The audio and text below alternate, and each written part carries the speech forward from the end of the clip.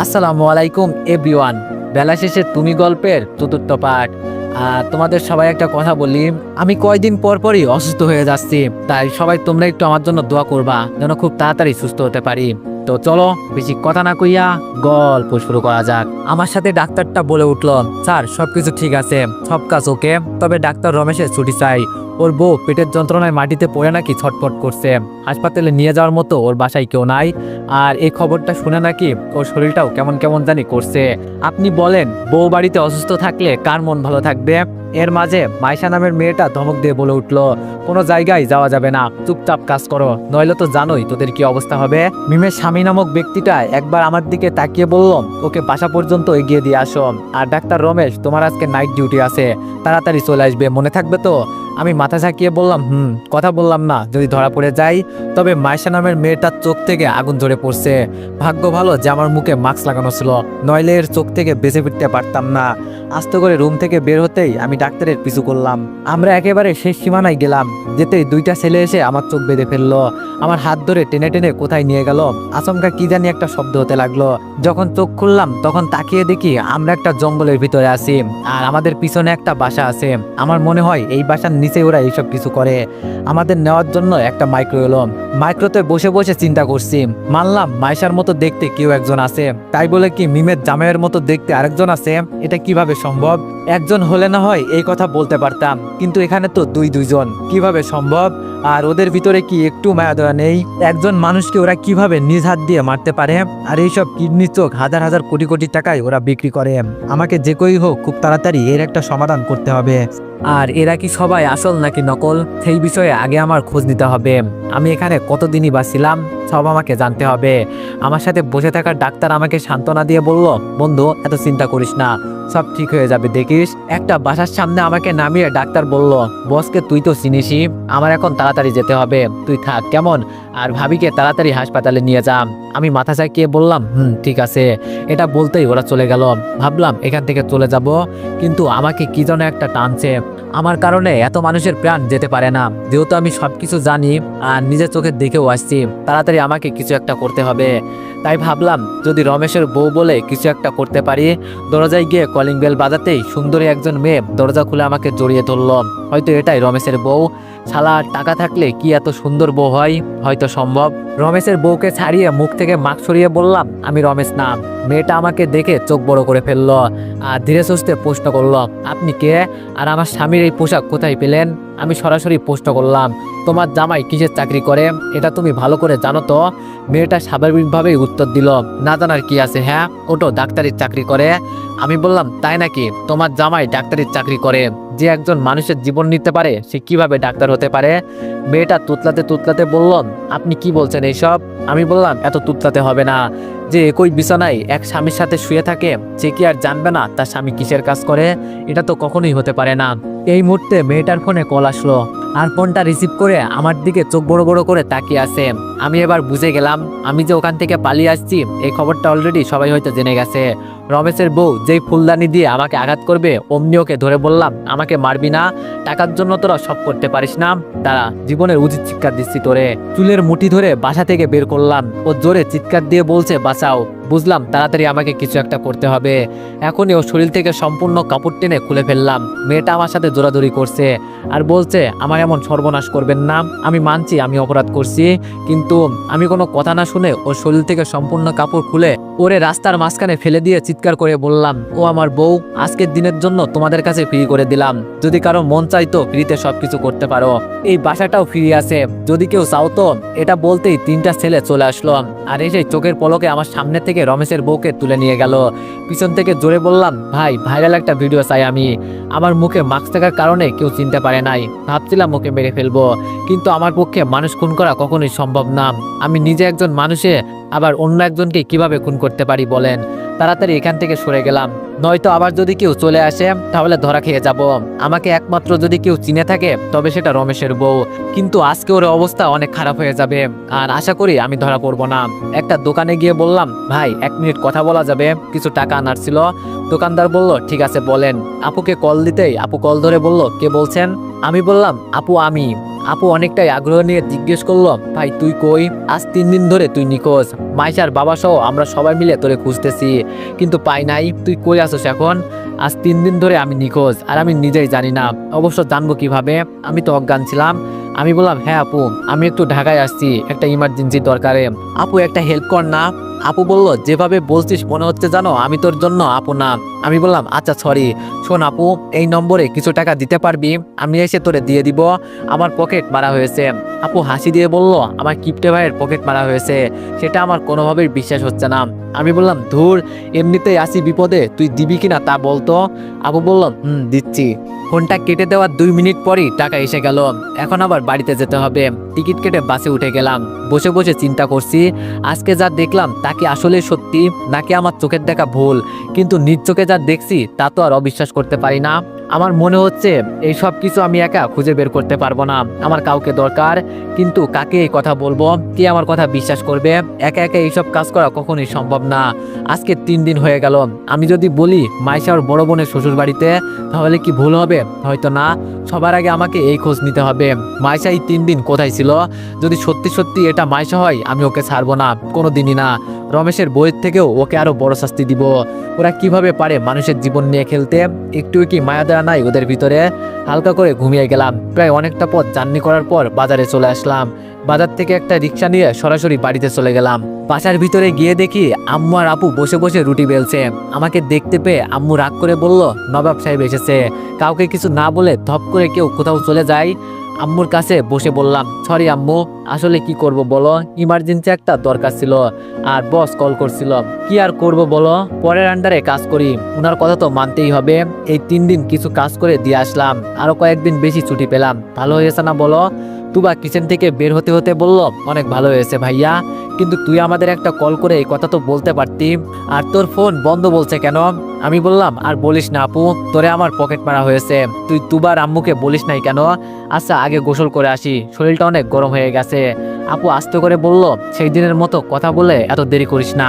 পেছন থেকে আম্মু বলল, আরেকবার যদি ওই মিমের সাথে তোরে দেখি না, পা ভেঙে গাছে ঝুলিয়ে রাখবো, এটা মনে রাখিস। মিমদের পুকুরে নেমে মনের সুখে গোসল করছি। হঠাৎ কে জানি বলল, কিরে এভাবে পুকুরে নেমে গোসল করছে? মাথা উপরে তুলে দেখি মিম। আমি হাসি দিয়ে বললাম, কেন আমি মারবি নাকি? মিম বলল, শালা তুই কথা বলিস না, কই গেছিলি হঠাৎ করে? ভাবছিলাম তোর সাথে একটু ঘোরাঘুরি করব, কিন্তু তোর আর কোনো খবরই নেই। আমি বললাম, আমার সাথে এত ঘোরাঘুরি করা লাগবে না, আমি বিবাহিত মেয়েদের থেকে দূরে থাকতে পছন্দ করি। আচ্ছা মিম, একটা কথা তোর কাছ থেকে জানার ছিল। মিম বলল, বল। আমি বললাম, তোর জামাই কোথায়? মিম বলল, আরে ওর খবর কি আর পাওয়া যায়? ওই বিয়ের দিনই চলে গেছে, তোর সাথে কথা হলো না, এরপরই চলে গেছে। আমি বললাম, আচ্ছা তোর হাজবেন্ড কিসের ব্যবসা করে, কিছু জানিস তুই? মিম বলল, এগুলো শুনে তুই কি করবি? আমি বললাম, আরে বল না। মিম বলল, তাহলে উপরে উঠে আয়, এক জায়গায় বসে এইসব কথা বলি, আর তোর যদি চাকরির দরকার হয় আমাকে বলতে পারিস। মনে মনে বললাম, তোর জামাইয়ের মতো আমি পশুর চাকরি করতে চাই না, শালা পশুর চাইতেও আরো নিকৃষ্ট। যদি ওকে একবার আমি হাতের কাছে পাই না, তখন দেখিস আমি কি করি। মিম বলল, এই শালা পানিতে দাঁড়িয়ে কি চিন্তা করিস, উপরে আয়। আমি বললাম, এখন আমার গোসল হয় নাই, এখন বল তোর স্বামী কিসের ব্যবসা করে? মিম বলল, এত পাগল হলি কেন? বলবো নি, আজকে বিকালে চল কোথাও গিয়ে ঘুরে আসি। আর এইসব কথাও বলা হয়ে গেল। আমি বললাম, আচ্ছা ঠিক আছে। মিম বলল, আর দীপু তুই এই 3 দিন কোথায় ছিলি রে? আমি বললাম, এই তো মিম, একটু অফিসের দরকারে কাজে গিয়েছিলাম, কিছু কাজ ছিল হাতে, সেগুলো করে রেখে আসছি। হঠাৎ পুকুর পাড়ে এসে তুবা বলল, ভাইয়া মাইশা আপু আমাদের বাসায় আসছে, তোমাকে তাড়াতাড়ি যেতে বলছে। এবার জেনে আমার ভয়টা আরো বেড়ে গেল। তাহলে কি এর পেছনে মাইশাও আছে, আর ও কি কোনোভাবে জেনে গেছে যে পালিয়ে আসা ব্যক্তিটি আমি? যদি একবার জেনে যায়, ওরা আমার পরিবারকে কিছুতেই ছাড়বে না। আগে গিয়ে দেখি, কোনোভাবেই ওর মনে সন্দেহ জাগানো যাবে না যে পালিয়ে আসা ব্যক্তিটাই আমি। মিম একটু জোরে বলে উঠল, এই মাইশা সকাল সকাল আবার তোদের বাসায় কেন? নাকি তোরে দিয়ে কোনো দরকার আছে? আমি বললাম, হতেও পারে। আচ্ছা মিম তুই থাক, বিকালে তোর সাথে কথা হবে না, কেমন? মিম বলল, আচ্ছা যা। বাড়িতে গিয়ে দেখি ঘরের ভিতর থেকে তেমন কোনো আওয়াজ আসছে না। চুপটি করে ভিতরে গিয়ে দেখি মাইশা এক কোনায় একটা চেয়ারে বসে আছে। একবার মাইশার দিকে তাকিয়ে ভিতরে চলে গেলাম। খালি গায়ে অপরিচিত একটা মেয়ের সামনে কিভাবে দাঁড়িয়ে থাকবো? কাপড় পরতে লাগলাম। এর মাঝে আপু ভিতরে এসে বলল, কিরে দীপু, মাইশা এত সকাল সকাল আমাদের বাসায় কেন আসছে? আমি আপুর দিকে তাকিয়ে বললাম, আমি কি জানি, তুই মাইশাকে বল না এখানে কেন আসছে। আপু বলল, ও আমি মাইশাকে বলবো না, আসছে তো তোর খুঁজে। ভাবলাম তুই হয়তো কিছু জানিস। আমি বললাম, দেখ আপু, মাথা গরম করিস না, আমার সাথে মাইশার ভালো করে পরিচয় হয় নাই পর্যন্ত, তাহলে আমি কি করে বলবো আমাকে খুঁজে কেন আসছে। আপু বলল, আচ্ছা বুঝলাম, এখন গিয়ে কথা বল, সে কখন থেকে বসে আছে তোর জন্য। আমি বিছানার উপর বসে বললাম, আপু আমাকে কিছু খেতে দে, শরীরটা অনেক দুর্বল হয়ে গেছে। আপু আমার মাথায় হাত দিয়ে বলল, সত্যি করে বলতো তুই এতদিন কোথায় ছিলি। আমি বললাম, সন্দেহ করিস আপু আমাকে। আপু আমাকে চোখ রাঙিয়ে বলল, মিথ্যা কথা বলিস আমার সাথে, যখন থেকে তুই এখানে আসলি তখন থেকেই তোরে দেখছি কেমন কেমন করতে। আমি বুঝে গেছি তোর কিছু একটা হয়েছে। বুঝলাম আপু সবকিছু বুঝে গেছে যে আমি অফিসে ছিলাম না। ভাই আমি মিথ্যা কথা বলে বেশিক্ষণ থাকতে পারি না, সবাই আমাকে কিভাবে যে ধরে ফেলে বুঝি না। আপু জোরে ধমক দিয়ে বলল, আমি তোরে কি বলছি। আমি বললাম, আচ্ছা বোন সব বলবো, আগে আমাকে কিছু খেতে দে। আপু বলল, আচ্ছা তাহলে তুই বস, আমি তোর জন্য খাবার নিয়ে আসছি। এটা বলতেই আপু চলে গেল। বসে বসে চিন্তা করছি, এটাই কি সেই মাইশা, তার ভিতরে কোনো মায়া দেওয়া নাই, কিন্তু একে দেখে তো আমার এমন লাগছে না, কি শান্তশিষ্ট হয়ে বসে আছে। কি স্যার, আপনার জন্য কি আমার আরো অপেক্ষা করতে হবে? বলেন তাহলে অপেক্ষা করি। রুমের ভিতরে ঢুকে মাইশা এই কথাটা বলল। আমি মাথা উঁচু করে ওর দিকে তাকিয়ে বললাম, আমি আপনাকে অপেক্ষা করতে বলছি, আর হঠাৎ করে আমাকে দিয়ে আপনার কি দরকার? মাইশা বলল, দরকার আছে দেখেই তো আসছি। আমি বললাম, আসছেন ভালো কথা, এখন বলেন আমাকে দিয়ে আপনার কি দরকার। মাইশা বলল, বসতে পারি তোমার পাশে? কি ব্যাপার, মাইশা হঠাৎ আমার পাশে বসতে চাইছে কেন? নাকি কোনোভাবে ও আমাকে বোকা বানাচ্ছে? আমি ভাই এতটাও বোকা না যে ওর ফাঁদে পা দিব। তাই রাগ দেখিয়ে বললাম, আমার পাশে কেন বসবেন? যান, কে না কে আপনাকে তো প্রপোজ করতে চাইছিল, তার কাছে যান।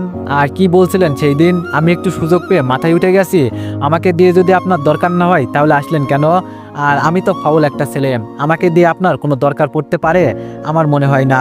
মাইশা মন খারাপ করে বলল, আসলে সেই দিনের জন্য আমি অনেক অনেক সরি, ভাবছিলাম ছেলেটা আমাকে প্রপোজ করবে, আর আমারও ওকে অনেক পছন্দ হয়েছিল, তাই মাথা গরম করে তোমাকে হয়তো চট দিয়ে দিয়েছি, এজন্য আমি সত্যি অনেক অনেক সরি। আমি বললাম, না থাক ম্যাডাম, আপনার সরি বলতে হবে না, বড়লোক মানুষ আপনি, আর যার জন্য আমাকে মারলেন আপনার নতুন বয়ফ্রেন্ড কোথায়, সে নিয়ে আসতেন তার সাথে করে। মাইশা বলল, আরে ওই শালার কথা আর বলো না, শালা মেয়ে দেখলেই প্রপোজ করে দেয়, অনেকগুলো জিএফ আছে ওর, তাই জায়গা মতো মেরে চলে আসছি। তা কি নিয়ে কথা হচ্ছে তোমাদের? আপু খাবার হাতে নিয়ে রুমে ঢুকতে ঢুকতে বলল। আমি দাঁড়িয়ে আপুর কাছ থেকে খাবারগুলো নিয়ে বললাম, এত দেরি করলি কেন? আমার অনেক ক্ষুধা পেয়েছে, আজকে 3 দিন ধরে কিছু খাই নাই। এটা বলেই মুখে হাত দিয়ে দিলাম। ধুর, কি বলতে কি বলে ফেললাম। আপু ছোট ছোট চোখে আমার দিকে একবার তাকিয়ে বলল, 3 দিন ধরে খাস নাই মানে? এর মাঝে মাইশা আমার শরীরে হাত দিয়ে কি জানি দেখলো, আমি তাড়াতাড়ি ওর হাতটা সরিয়ে দিলাম। এখন আমি পুরোপুরিভাবেই বিশ্বাস করেছি এটাই সেই মাইশা, তার মানে মিমের হাজবেন্ড আর মাইশা মিলে এইসব করে। আগে কিছু প্রমাণ জোগাড় করি, তারপর কাউকে ছাড়বো না, সবাইকে এক এক করে বুঝিয়ে দিব খারাপ কাজ করার ফল। মাইশা এবার জোরে বলে উঠলো, দীপু তোমার শরীর এতটা পরিমাণে ঠান্ডা কেন? আর আমি তো জানি এখন যেই গরম পড়ছে, এই গরমে একজন সাধারণ মানুষের শরীর এমন ঠান্ডা কখনোই হতে পারে না। আমার মনে হয় তুমি আমাদের কাছে কিছু লুকাচ্ছ। আর সেই দিন বাইক রেখে তুমি কোথায় চলে গিয়েছিলে? আমরা কত খোঁজাখুঁজি করলাম তোমাকে। আমি আপুকে ইশারা করে বললাম, আপু একটু বাইরে জানা। আপু আমার কথা মতো চুপচাপ বাইরে চলে গেল। আমি আবার রুটি মুখে দিয়ে বললাম, আপনি আমার কে যে আপনাকে আমার সব কথা বলতে হবে? এখন চুপচাপ এখান থেকে চলে যান, বিরক্ত করবেন না আমাকে প্লিজ। মাইশা বলল, মান হয়ে গেছে না তোমার খুব? আমি বললাম, না মান হবে কেন? যেভাবে আমাকে প্রশ্ন করা শুরু করছেন না, মনে হচ্ছে জানো আপনি আমার বিয়ে করা বউ। এটা শুনে মাইশা কিছুক্ষণ চুপচাপ দাঁড়িয়ে রইল। একটু পর আমার পাশে বসে আমার থালা থেকে রুটি মুখে দিয়ে বলল, আমি তো জাস্ট জানতে এসেছি তুমি এতদিন কোথায় ছিলে। ভাবছিলাম আমি চড় দেওয়ার কারণে তুমি রাগ করে কোথাও চলে গেছো, এজন্য আমার মনের ভিতরে একটা ভয় কাজ করছিল, তাই তো আমি তোমার খোঁজ নিতে সকাল সকাল এখানে চলে আসলাম। সত্যি সেদিন তোমার সাথে আমি বাজে আচরণ করছি, তোমাকে চড় দেওয়াটা আমার ঠিক হয় নাই, এর জন্য আমি মাপ চাইছি, সরি। মাইশার হাতে থালাটা দিয়ে বললাম, আগে কিছু খেয়ে নেন, আমিও আসলেই সরি, কিন্তু সেই দিন আপনি আমার গালে চড় দেওয়ার কারণে আমার অনেক রাগ হয়ে গিয়েছিল জানেন। আমি তো একটু মজা করতে গিয়ে এই সব কথা বলেছি, আর আপনি দিলেন আমাকে মেরে। মাইশা বলল, বলছি তো আমি আমার ভুল হয়েছে, আমাকে মাফ করে দাও, আর কখনো তোমার সাথে আমার এমন হবে না। আমি বললাম, এমন হবে না তাই তো? আর হলেই বা কি? আমি তো এটা বলি যে আমার জীবনে যেন আপনার সাথে আর দেখা না হয়। মেয়েদের মন কখন যে কি করে বসে ওরা নিজেও জানে না। মাইশা বলল, এতটাই পরিমাণে খারাপ আমি? হঠাৎ করে মাইশার পেটের উপর আমার নজর পড়লো। কি সুন্দর, দেখে তো লোভ জেগে গেল। মেয়েদের পেট যে এতটা সুন্দর হয় সেটা আমার আগে জানা ছিল না। আর যে এক বউ ছিল আমার, ওর দিকে তো একবার ভালো করে তাকিয়েও দেখতে পারি না। তখন তো সারাক্ষণ টাকা নিয়ে চিন্তা থাকতো। আসলে সব দোষ আমার। আমি নিজেই তো মিতুকে ঠিকমতো সময় দিতে পারি নাই, কিন্তু ও তো নিজেকে একটু কন্ট্রোল করতে পারতো। থাক, এইসব কথা আর বলি না। মাইশা শাড়ির আঁচল দিয়ে পেট ঢেকে দিতেই মুখ দিয়ে আপনা আপনি বের হয়ে গেল। থাক না এভাবে, আর একটু দেখি, খুব সুন্দর। মাইশা একটু ঘাবড়ে গিয়ে বলল, মানে কি বলছেন আপনি, সুন্দর মানে? মাইশার কথায় আমার হুঁশ আসলো। তাড়াতাড়ি বলে উঠলাম, আরে কিছু না, এমনি বললাম। মাইশা বলল, তাহলে ভালো, এখন চলেন আমাদের বাসায়, বাবা আপনাকে আমার সঙ্গে নিয়ে যেতে বলেছে। আমি বললাম, তোমার আপু কি চলে আসছে শ্বশুর বাড়ি থেকে? মাইশা বলল, আমরা তো একসাথে এসেছি। আমি বললাম, একসাথে এসেছো মানে? তুমি কি তোমার আপুর সাথে ছিলে নাকি? মাইশা বলল, কেন, আপনি না সেই দিন আমার সাথে আপুর শ্বশুর বাড়ি গিয়ে কথা বললেন, আর এখনই ভুলে গেলেন? বুঝলাম না ভাই কিছু। ওরে, তাহলে এটা কি সেই মাইশা না? মাইশা যদি এতদিন ওর বোনের সাথে থাকে, তাহলে সেই দিন আমার নিজ চোখে দেখা মেয়েটা কে ছিল? এই মাইশার সাথে আবার ওই মাইশার কোনো সম্পর্ক নেই তো? আরে না, এটা কোনোভাবেই হতে পারে না। ওর আপুর কাছে বললেই তো আমি সবকিছু জানতে পারি। মাইশা কি সত্যি ওর আপুর বাসায় ছিল কিনা? মাইশা বলল, এই যে দীপু সাহেব, আপনি একটু পর পর কি চিন্তা করেন? আমি বললাম, কিছু না, তাহলে চলো তোমার বাবার সাথে দেখা করে আসি। মাইশা বলল, চলেন। সেই কখন থেকে যে আপনার জন্য আমি অপেক্ষা করছি, কিন্তু আপনার কোনো খোঁজ খবরই নাই। রুম থেকে বের হতেই আম্মু বলল, কিরে দীপু, কই যাস? আমি বললাম, এই তো আম্মু, মাইশার সাথে একটু ওদের বাসায় যাব, ওর বাবার নাকি আমাকে দিয়ে কি দরকার আছে। পিছন থেকে আপু বলল, তাড়াতাড়ি চলে আসবি। মাইশাকে নিয়ে হেঁটে হেঁটে বাগান দিয়ে যেতে যেতে বললাম, এই গ্রামের পরিবেশ আমার কাছে খুব ভালো লাগে, জানো মাইশা তুমি? মাইশা বলল, আমারও অনেক ভালো লাগে, এজন্য তো 1 মাস পর পর আমাদের গ্রামের বাড়িতে আসি। আমি বললাম, আচ্ছা মাইশা, তোমাকে একটা প্রশ্ন করব। মাইশা বলল, করো। আমি বললাম, তোমার কি কোনো যমজ বোন আছে? এটা বলতেই মাইশা আমার দিকে একটু সন্দেহ দৃষ্টিতে তাকিয়ে বলল, না, কেন? আর হঠাৎ এই কথা বললেন কেন? আমি বললাম, আরে না, এমনি বললাম। বলছি তোমার কোনো যমজ বোন থাকলে খুব ভালোই হতো, তাই বলছি আর কি। ওকে বুঝতে দিলাম না যে আমি কি বলতে চাইছি। মাইশার সাথে ভালো মন্দ কিছু কথা বলতে বলতে মাইশাদের বাসায় চলে আসলাম। কলিং বেল বাজাতেই মাইশার আব্বু এসে দরজা খুলে দিল। আমি ওনাকে দেখে সালাম দিয়ে ভিতরে গিয়ে বসলাম। কিছুক্ষণ পর আঙ্কেল হাতে করে আপেল মুখে দিয়ে খেতে খেতে বলল, তোমাকে আমি কত ভালো মনে করতাম, আর তুমি সেই দিন আমাদের সবাইকে টেনশনে রেখে চলে গেছো। একবারও তো কাউকে ফোন করে কিছু বলতে পারতে নাকি? আমি বললাম, আসলে অনেক অনেক সরি আঙ্কেল, বস ইমার্জেন্সি কল করে বলছে তাড়াতাড়ি না গেলে আমার চাকরি চলে যাবে। এতদিন চাকরির মায়া কি আর ছাড়া যায় বলেন, তাই সবকিছু ফেলে চলে গিয়েছিলাম। আর আপনার বাইকটা আনিয়েছেন কাউকে দিয়ে? আঙ্কেল বলল, তোমাকে খুঁজতে গিয়ে দেখি রাস্তার মাঝখানে বাইক পড়ে আছে। আর এমন চাকরি করা লাগবে না, এটা বাদ দাও, আমার অফিসে ঢুকে পড়ে স্বাধীন মতো চাকরি করতে পারবে, কেউ তোমাকে কিছু বলার সাহস পাবে না। পিছন থেকে মাইশা বলে উঠলো, কার চাকরি চলে যাচ্ছে বাবা? আঙ্কেল বলল, এই তো মা, দীপুর কথা বলছি, ও না গেলে নাকি ওর চাকরি চলে যেত। আমাদের হেড অফিসে যেই পদটা খালি আছে না, ওটা দীপুকে দিয়ে দে। আমি বললাম, আরে না আঙ্কেল, লাগবে না, যদি চাকরি ছেড়ে দিই তাহলে বলবো। মাইশা মুচকে হাসি দিয়ে বলল, চাকরি থাকলে তো ছাড়বে। আঙ্কেল মাইশার দিকে তাকিয়ে বলল, কি বললি মা, বুঝলাম না কিছু। মাইশা বলল, বুড়ো হয়ে যাচ্ছ না বাবা তুমি, তাই এত কিছু বুঝবে না। আর দীপু, তোমার যদি সময় থাকে আমার সাথে ছাদে চলো, আমার তৈরি করা ফুলের বাগানটা দেখাবো। আমি বললাম, আঙ্কেল আপনি তাহলে থাকেন, আমি উপরে আসি। আঙ্কেল বলল, ওকে যাও, তবে আমাদের বাসা থেকে একসাথে খাবার দাবার করে যাবে, কেমন? আমি বললাম, আচ্ছা ঠিক আছে আঙ্কেল। উপরে যেতে যেতে মাইশা বলল, মিতুকে ডিভোর্স দিয়ে দিছেন? আমি বললাম, মিতুকে? আর কার কথাই বা বলছেন? মাইশা বলল, আর না চিনার ভান করতে হবে না, আমি তোমার আপুর কাছ থেকে সবকিছু শুনে ফেলছি, উনি আমাকে সব বলছে। আমি বললাম, ও তাহলে সবকিছু জেনেই গেলে, তাহলে শোনো, ডিভোর্স দেওয়া হয় নাই, তবে খুব শীঘ্রই দিয়ে দিব, দেখি আগে কি হয়। মাইশা বলল, এই পরকীয়ার পরেও যদি ও আপনার কাছে ফিরে আসতে চাই তাহলে গ্রহণ করবেন? আমি বললাম, গ্রহণ করব না মানে? অবশ্যই গ্রহণ করব, তবে ও যখন আসবে না, ঘর থেকে লম্বা ছুরিটা দিয়ে ওকে টুকরো টুকরো করে নদীতে ভাসিয়ে দিয়ে পরে আমি জেলে চলে যাব, ঠিক এভাবেই গ্রহণ করব। মাইশা বলল, পরকীয়া জিনিসটা অনেক খারাপ, কিন্তু মেয়েরা তো এটা বোঝে না, লুকিয়ে আর কয়দিন এসব করবে, মনে রেখো ধরা পড়লে কিন্তু জামিন নাই। কেন অন্য মেয়েরা যদি এক স্বামীতে আসক্ত থাকতে পারে, তুমি রঙ্গিলা মেয়ে কেন পারবে না? তুমিও তো মেয়ে, ও তো একটা মেয়ে, তফাৎ শুধু ভালোবাসায়। যারা ভালোবাসা না বুঝে তারা এইসব কাজ করে। আমি বললাম, মাইশা তুমি খুব সুন্দর কথা বললে, আর এগুলো কি তোমার লাগানো ফুল গাছ নাকি? ছাদের এক কোণায় সুন্দর করে সাজানো অনেকগুলো ফুল গাছ রাখা আছে। মাইশা বলল, সব আমার লাগানো ফুল গাছ, আমি না থাকলে আমাদের বাসার কাজের বুয়া এগুলো দেখে, আর আমি তো মাঝে মাঝে আসি। আমি বললাম, এখানকার সবকিছু মিলিয়ে আমার কাছে পরিবেশটা অন্তত ভালো লাগছে। মাইশা বলল, দীপু আমার দিকে একবার তাকিয়ে একটা সত্যি কথা বলবে? মাইশার কথা শুনে আমি ওর চোখের উপর তাকালাম, কিন্তু একটু পরেই চোখ সরিয়ে নিলাম। কেমন জানি একটা মায়া কাজ করছে আমার। মাইশার চোখের জাদু আমাকে কাছে টানছে। যতবারই আমি ওর কাছে আসছি কেমন জানি অন্যরকম একটা ফিলিংস হচ্ছে আমার। দূর, আমি এইসব কি চিন্তা করছি, কোথায় আমি আর কোথায় ও। আবার আমি একটা বিয়েও করেছি, কি রেখে যে কি চিন্তা করি না আমি মাঝে মাঝে। মাইশা বলল, কি হলো, চোখ সরিয়ে নিলে কেন? আমি বললাম, এমনি। বলো তুমি কি বলতে চাও? মাইশা বলল, এই 3 দিন তুমি কোথায় ছিলে আমি একটু জানতে চাই। আমি বললাম, সত্যি জানতে চাও? তাহলে শোনো। এই 3 দিন আমি আমার এক ফ্রেন্ডের বাসায় ছিলাম। আমি দেখতে চেয়েছিলাম আমি না থাকলে কার কার খারাপ লাগে আমার জন্য। আর বিশেষ করে ওর বিয়ের দাওয়াত ছিল, তাই সবকিছু রেখে সরাসরি ওর বিয়েতে চলে গেলাম। মজা করতে করতে কিভাবে যে 3 দিন চলে গেল বলতেই পারি না। তবে বিয়ে বাড়ি থেকে আমার ফোনটা হারিয়ে গেছে, এজন্য তো আমাকে কলে কেউ পাইনি।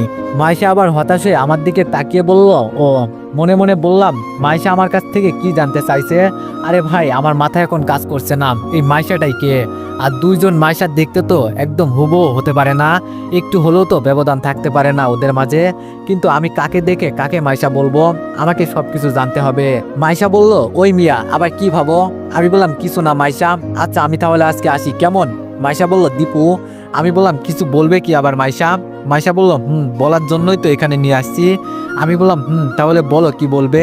আর সেই কখন থেকে কি বলতে চাও আমি দেখছি, কি বলো না? আমাকে বলো, এখানে চলো ওখানে চলো, যা বলার দরকার তোমার সরাসরি বলে দিলেই তো পারো, এত মনের ভিতরে চেপে রাখতে হবে না। মাইশা বলল, আচ্ছা দীপু, মনে করো হঠাৎ করে তোমাকে একটা মেয়ে প্রপোজ করছে, তুমি কি তাকে না করে দিবে? আমি হাসতে হাসতে বললাম, আমাকে আবার মেয়ে প্রপোজ করবে মাইশা? তোমার কথাটা শুনে আমার হাসি পেয়েছে। যেই মেয়ে জানবে আমার আগে একটা বউ ছিল, সে আর কোনো জন্মেই আমাকে প্রপোজ করবে না। মাইশা বলল, একটা বিয়ে করলে কি হবে? তোমাকে দেখে এখন যে কোনো মেয়ে প্রেমে পড়ে যাবে। আমি বললাম, থাক, আর মজা করতে হবে না, আজকে কালো বলে এভাবে মজা নিচ্ছ? মাইশা বলল, আরে মজা করব কেন, সত্যি বলি, কোনো একদিন তোমাকে একটা মেয়ে প্রপোজ করবে, তখন কিন্তু তাকে তুমি ফিরিয়ে দিও না, আগে থেকেই তোমাকে আমি বলে রাখছি। আমি বললাম, ধুর মাইশা, তুমি না আমার সাথে ফাজলামি করা শুরু করছো। মাইশাকে রেখে আমি হেঁটে হেঁটে সামনের দিকে যাচ্ছি। পেছন থেকে মাইশা বলল, দীপু আমি কিন্তু আর 2 দিন পর এখান থেকে চলে যাব। একটা সুসংবাদ পাবে, নইলে হয়তো দুঃসংবাদ, দুইটাতে যে কোনো একটা তুমি বেছে নিও, কেমন? আমি আর দাঁড়ালাম না। তবে মাইশার বলার কথা আমি কেমন জানি একটা গন্ধ পাচ্ছি, মনে হচ্ছে ও আমার সাথে মিথ্যা কথা বলছে। কিভাবে যে এখন আমি কি করব কিছুই বুঝতে পারছি না। মাইশার আপুর রুমে গিয়ে টুকা দিতেই দুলাভাই এসে দরজা খুলে দিল, মানে মাইশার আপুর জামাই। আমি ওনাকে ভালো মন্দ জিজ্ঞেস করে মাইশার আপুর কাছে গেলাম। মাইশার আপু আমাকে দেখে বলে উঠলো, তো দীপু তুমি হঠাৎ করে কোথাও উদয় হয়ে গিয়েছিলে? আমি বললাম, আর বলিয়ান না আপু, একটু দরকার ছিল, এজন্য সবকিছু ফেলে তাড়াতাড়ি যেতে হয়েছে। মাইশার আপু বলল, কি এমন দরকার ছিল তোমার? সবাইকে টেনশনে রেখে তুমি হঠাৎ করে উদা হয়ে গেলে? আমি বললাম, এই তো আপু, অফিসের কিছু কাজ ছিল। এখন তোমার কাছে আমার একটা প্রশ্ন ছিল আপু। মাইশার আপু বলল, বলে ফেলো। আমি বললাম, আমি চলে যাওয়ার পর কি মাইশা তোমাদের বাসায় ছিল? মানে ও কি অন্য কোথাও গিয়েছিল তোমাকে রেখে? আপু আমার এই প্রশ্নটা শুনে একটু চমকে গেল। তার মানে বুঝলাম আপু মাইশার বিষয়ে সবকিছু জানে, কিন্তু আমাকে বলবে না। তবে আমাকে না বললেও কি হবে, আমি সবকিছু খুঁজে বের করবই। আমি আবার বললাম, আপু আমি কি বলছি বুঝলে তো? আপু বলল, না বোঝার কি আছে, হ্যাঁ, মাইশা তো আমার সাথে আমার শ্বশুর বাড়ি ছিল, আর আমরা তো একসাথেই আসছি, কেন বলো তো? আমি বুঝে গেলাম আপু কখনো সত্যি কথা বলবে না। ওনার চোখের ভাষা বলছে এক কথা, আর উনি বলছে অন্য কথা। আর কিছু না বলে চুপচাপ নিচে নেমে গেলাম। সবাই আমাকে কেমন জানি মিথ্যা কথা বলছে। এই মুহূর্তে আঙ্কেল ডেকে বলল, দীপু বাবা খেয়ে যাও। আমি বললাম, না আঙ্কেল, আমি সকালে নাস্তা খেয়েই বাসা থেকে বের হয়েছি, আর আমি আসি আঙ্কেল, ভালো থাকবেন। এই বলে আর দাঁড়ালাম না, সরাসরি বাসা থেকে বের হয়ে গেলাম। চিন্তা ভাবনা করছি এই 2 দিনের ভিতরে ঢাকায় চলে যাব। বাসায় বসে বসে এখন কি ঘোড়ার ঘাস কাটবো? একটা চাকরি তো খুঁজতে হবে। সেই দিন শিক্ষকের একটা নিয়োগ চোখে পড়লো, ভাবলাম আবেদনটা করেই ফেলি, চেষ্টা তো করা লাগবে নাকি। বাড়িতে গিয়ে শুনলাম আপু বলছে বিকালে নাকি তোমাদের দেখতে আসবে। তাই আপুকে জিজ্ঞেস করলাম, আপু পাত্রটা কে রে? আপু বলল, আসলেই তো দেখতে পারবি। এর মাঝে আম্মু এক গাদা রাগ নিয়ে আমার হাতে কতগুলো পিঠা ধরিয়ে দিয়ে বলল, নে খা, জীবনের খাওয়া খা। কত করে বললাম, বাবা এই মেয়ের থেকে যতটা সম্ভব দূরে থাকতে পারিস, কিন্তু না, আমার কথা একদম শোনে নাই। থাক তুই তোর মতো, যা ইচ্ছা হয় তাই কর। এটা বলেই আম্মু ভিতরে চলে গেল। আমি আপুর দিকে তাকিয়ে বললাম, কি হয়েছে যে আপু, মাই ডিয়ার মমের? তো এভরিওয়ান, নেক্সট পার্টের জন্য সবাই অপেক্ষা করো, আর সবাই একটু বেশি বেশি লাইক আর কমেন্ট করে দিও। ধন্যবাদ। আসসালামু আলাইকুম এভরিওয়ান। বেলা শেষে তুমি গল্পের 5 নম্বর পার্ট। আর কিছুদিন অসুস্থতার কারণে গল্প আপলোড করতে পারি নাই।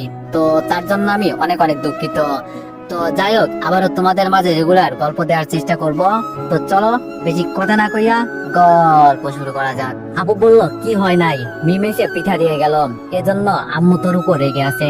আমি আর কিছু না বলে কিচেনে গিয়ে আম্মুকে পিছন থেকে জড়িয়ে ধরে বললাম, আম্মু আজকে আমাকে একটা সত্যি কথা বলবে? তুমি মিমকে দেখতে পারো না কেন জানতে পারি? আম্মু আমার দিকে ফিরে এবার আস্তে করে আমার গালে হাত দিয়ে বলল, কখনো তো তোর এই আম্মুর মনের কথা বুঝতে চাইলি না। আমি তোর ভালোর জন্য সবকিছু করি। তোর মিমের সাথে যখন সম্পর্ক ছিল তখন মিম অন্য কারোর সাথে প্রেম করতো, ও তো শুধুমাত্র তোর সাথে অভিনয় করছে প্রেমের। আমি একদিন দেখে ফেলি মিম নদীর পাড়ে একটা ছেলের করে মাথা রেখে শুয়ে আছে, আমাকে হয়তো দেখতে পারে নাই, এজন্যই তো আমি সবসময় তোরে ওর থেকে দূরে রাখতে চেষ্টা করছি। আমি চাই নাই আমার ছেলেকে কেউ কষ্ট দিক। আমি বললাম, সত্যি আম্মু মিম এমন করছিল? আম্মু বলল, তবে কি আমি তোরে মিথ্যা কথা বলছি? এখন তোর বিয়ে হয়ে গেছে, চাইলেই তুই ওর কাছে জিজ্ঞাসা করতে পারিস সত্যি কি ও তোর সাথে প্রেম করতো নাকি অন্য কারোর সাথে। আমি বললাম, সে না হয় বুঝলাম আম্মু, কিন্তু এখন তোর বিয়ে হয়ে গেছে, এখন কেন ওকে দেখতে পারো না?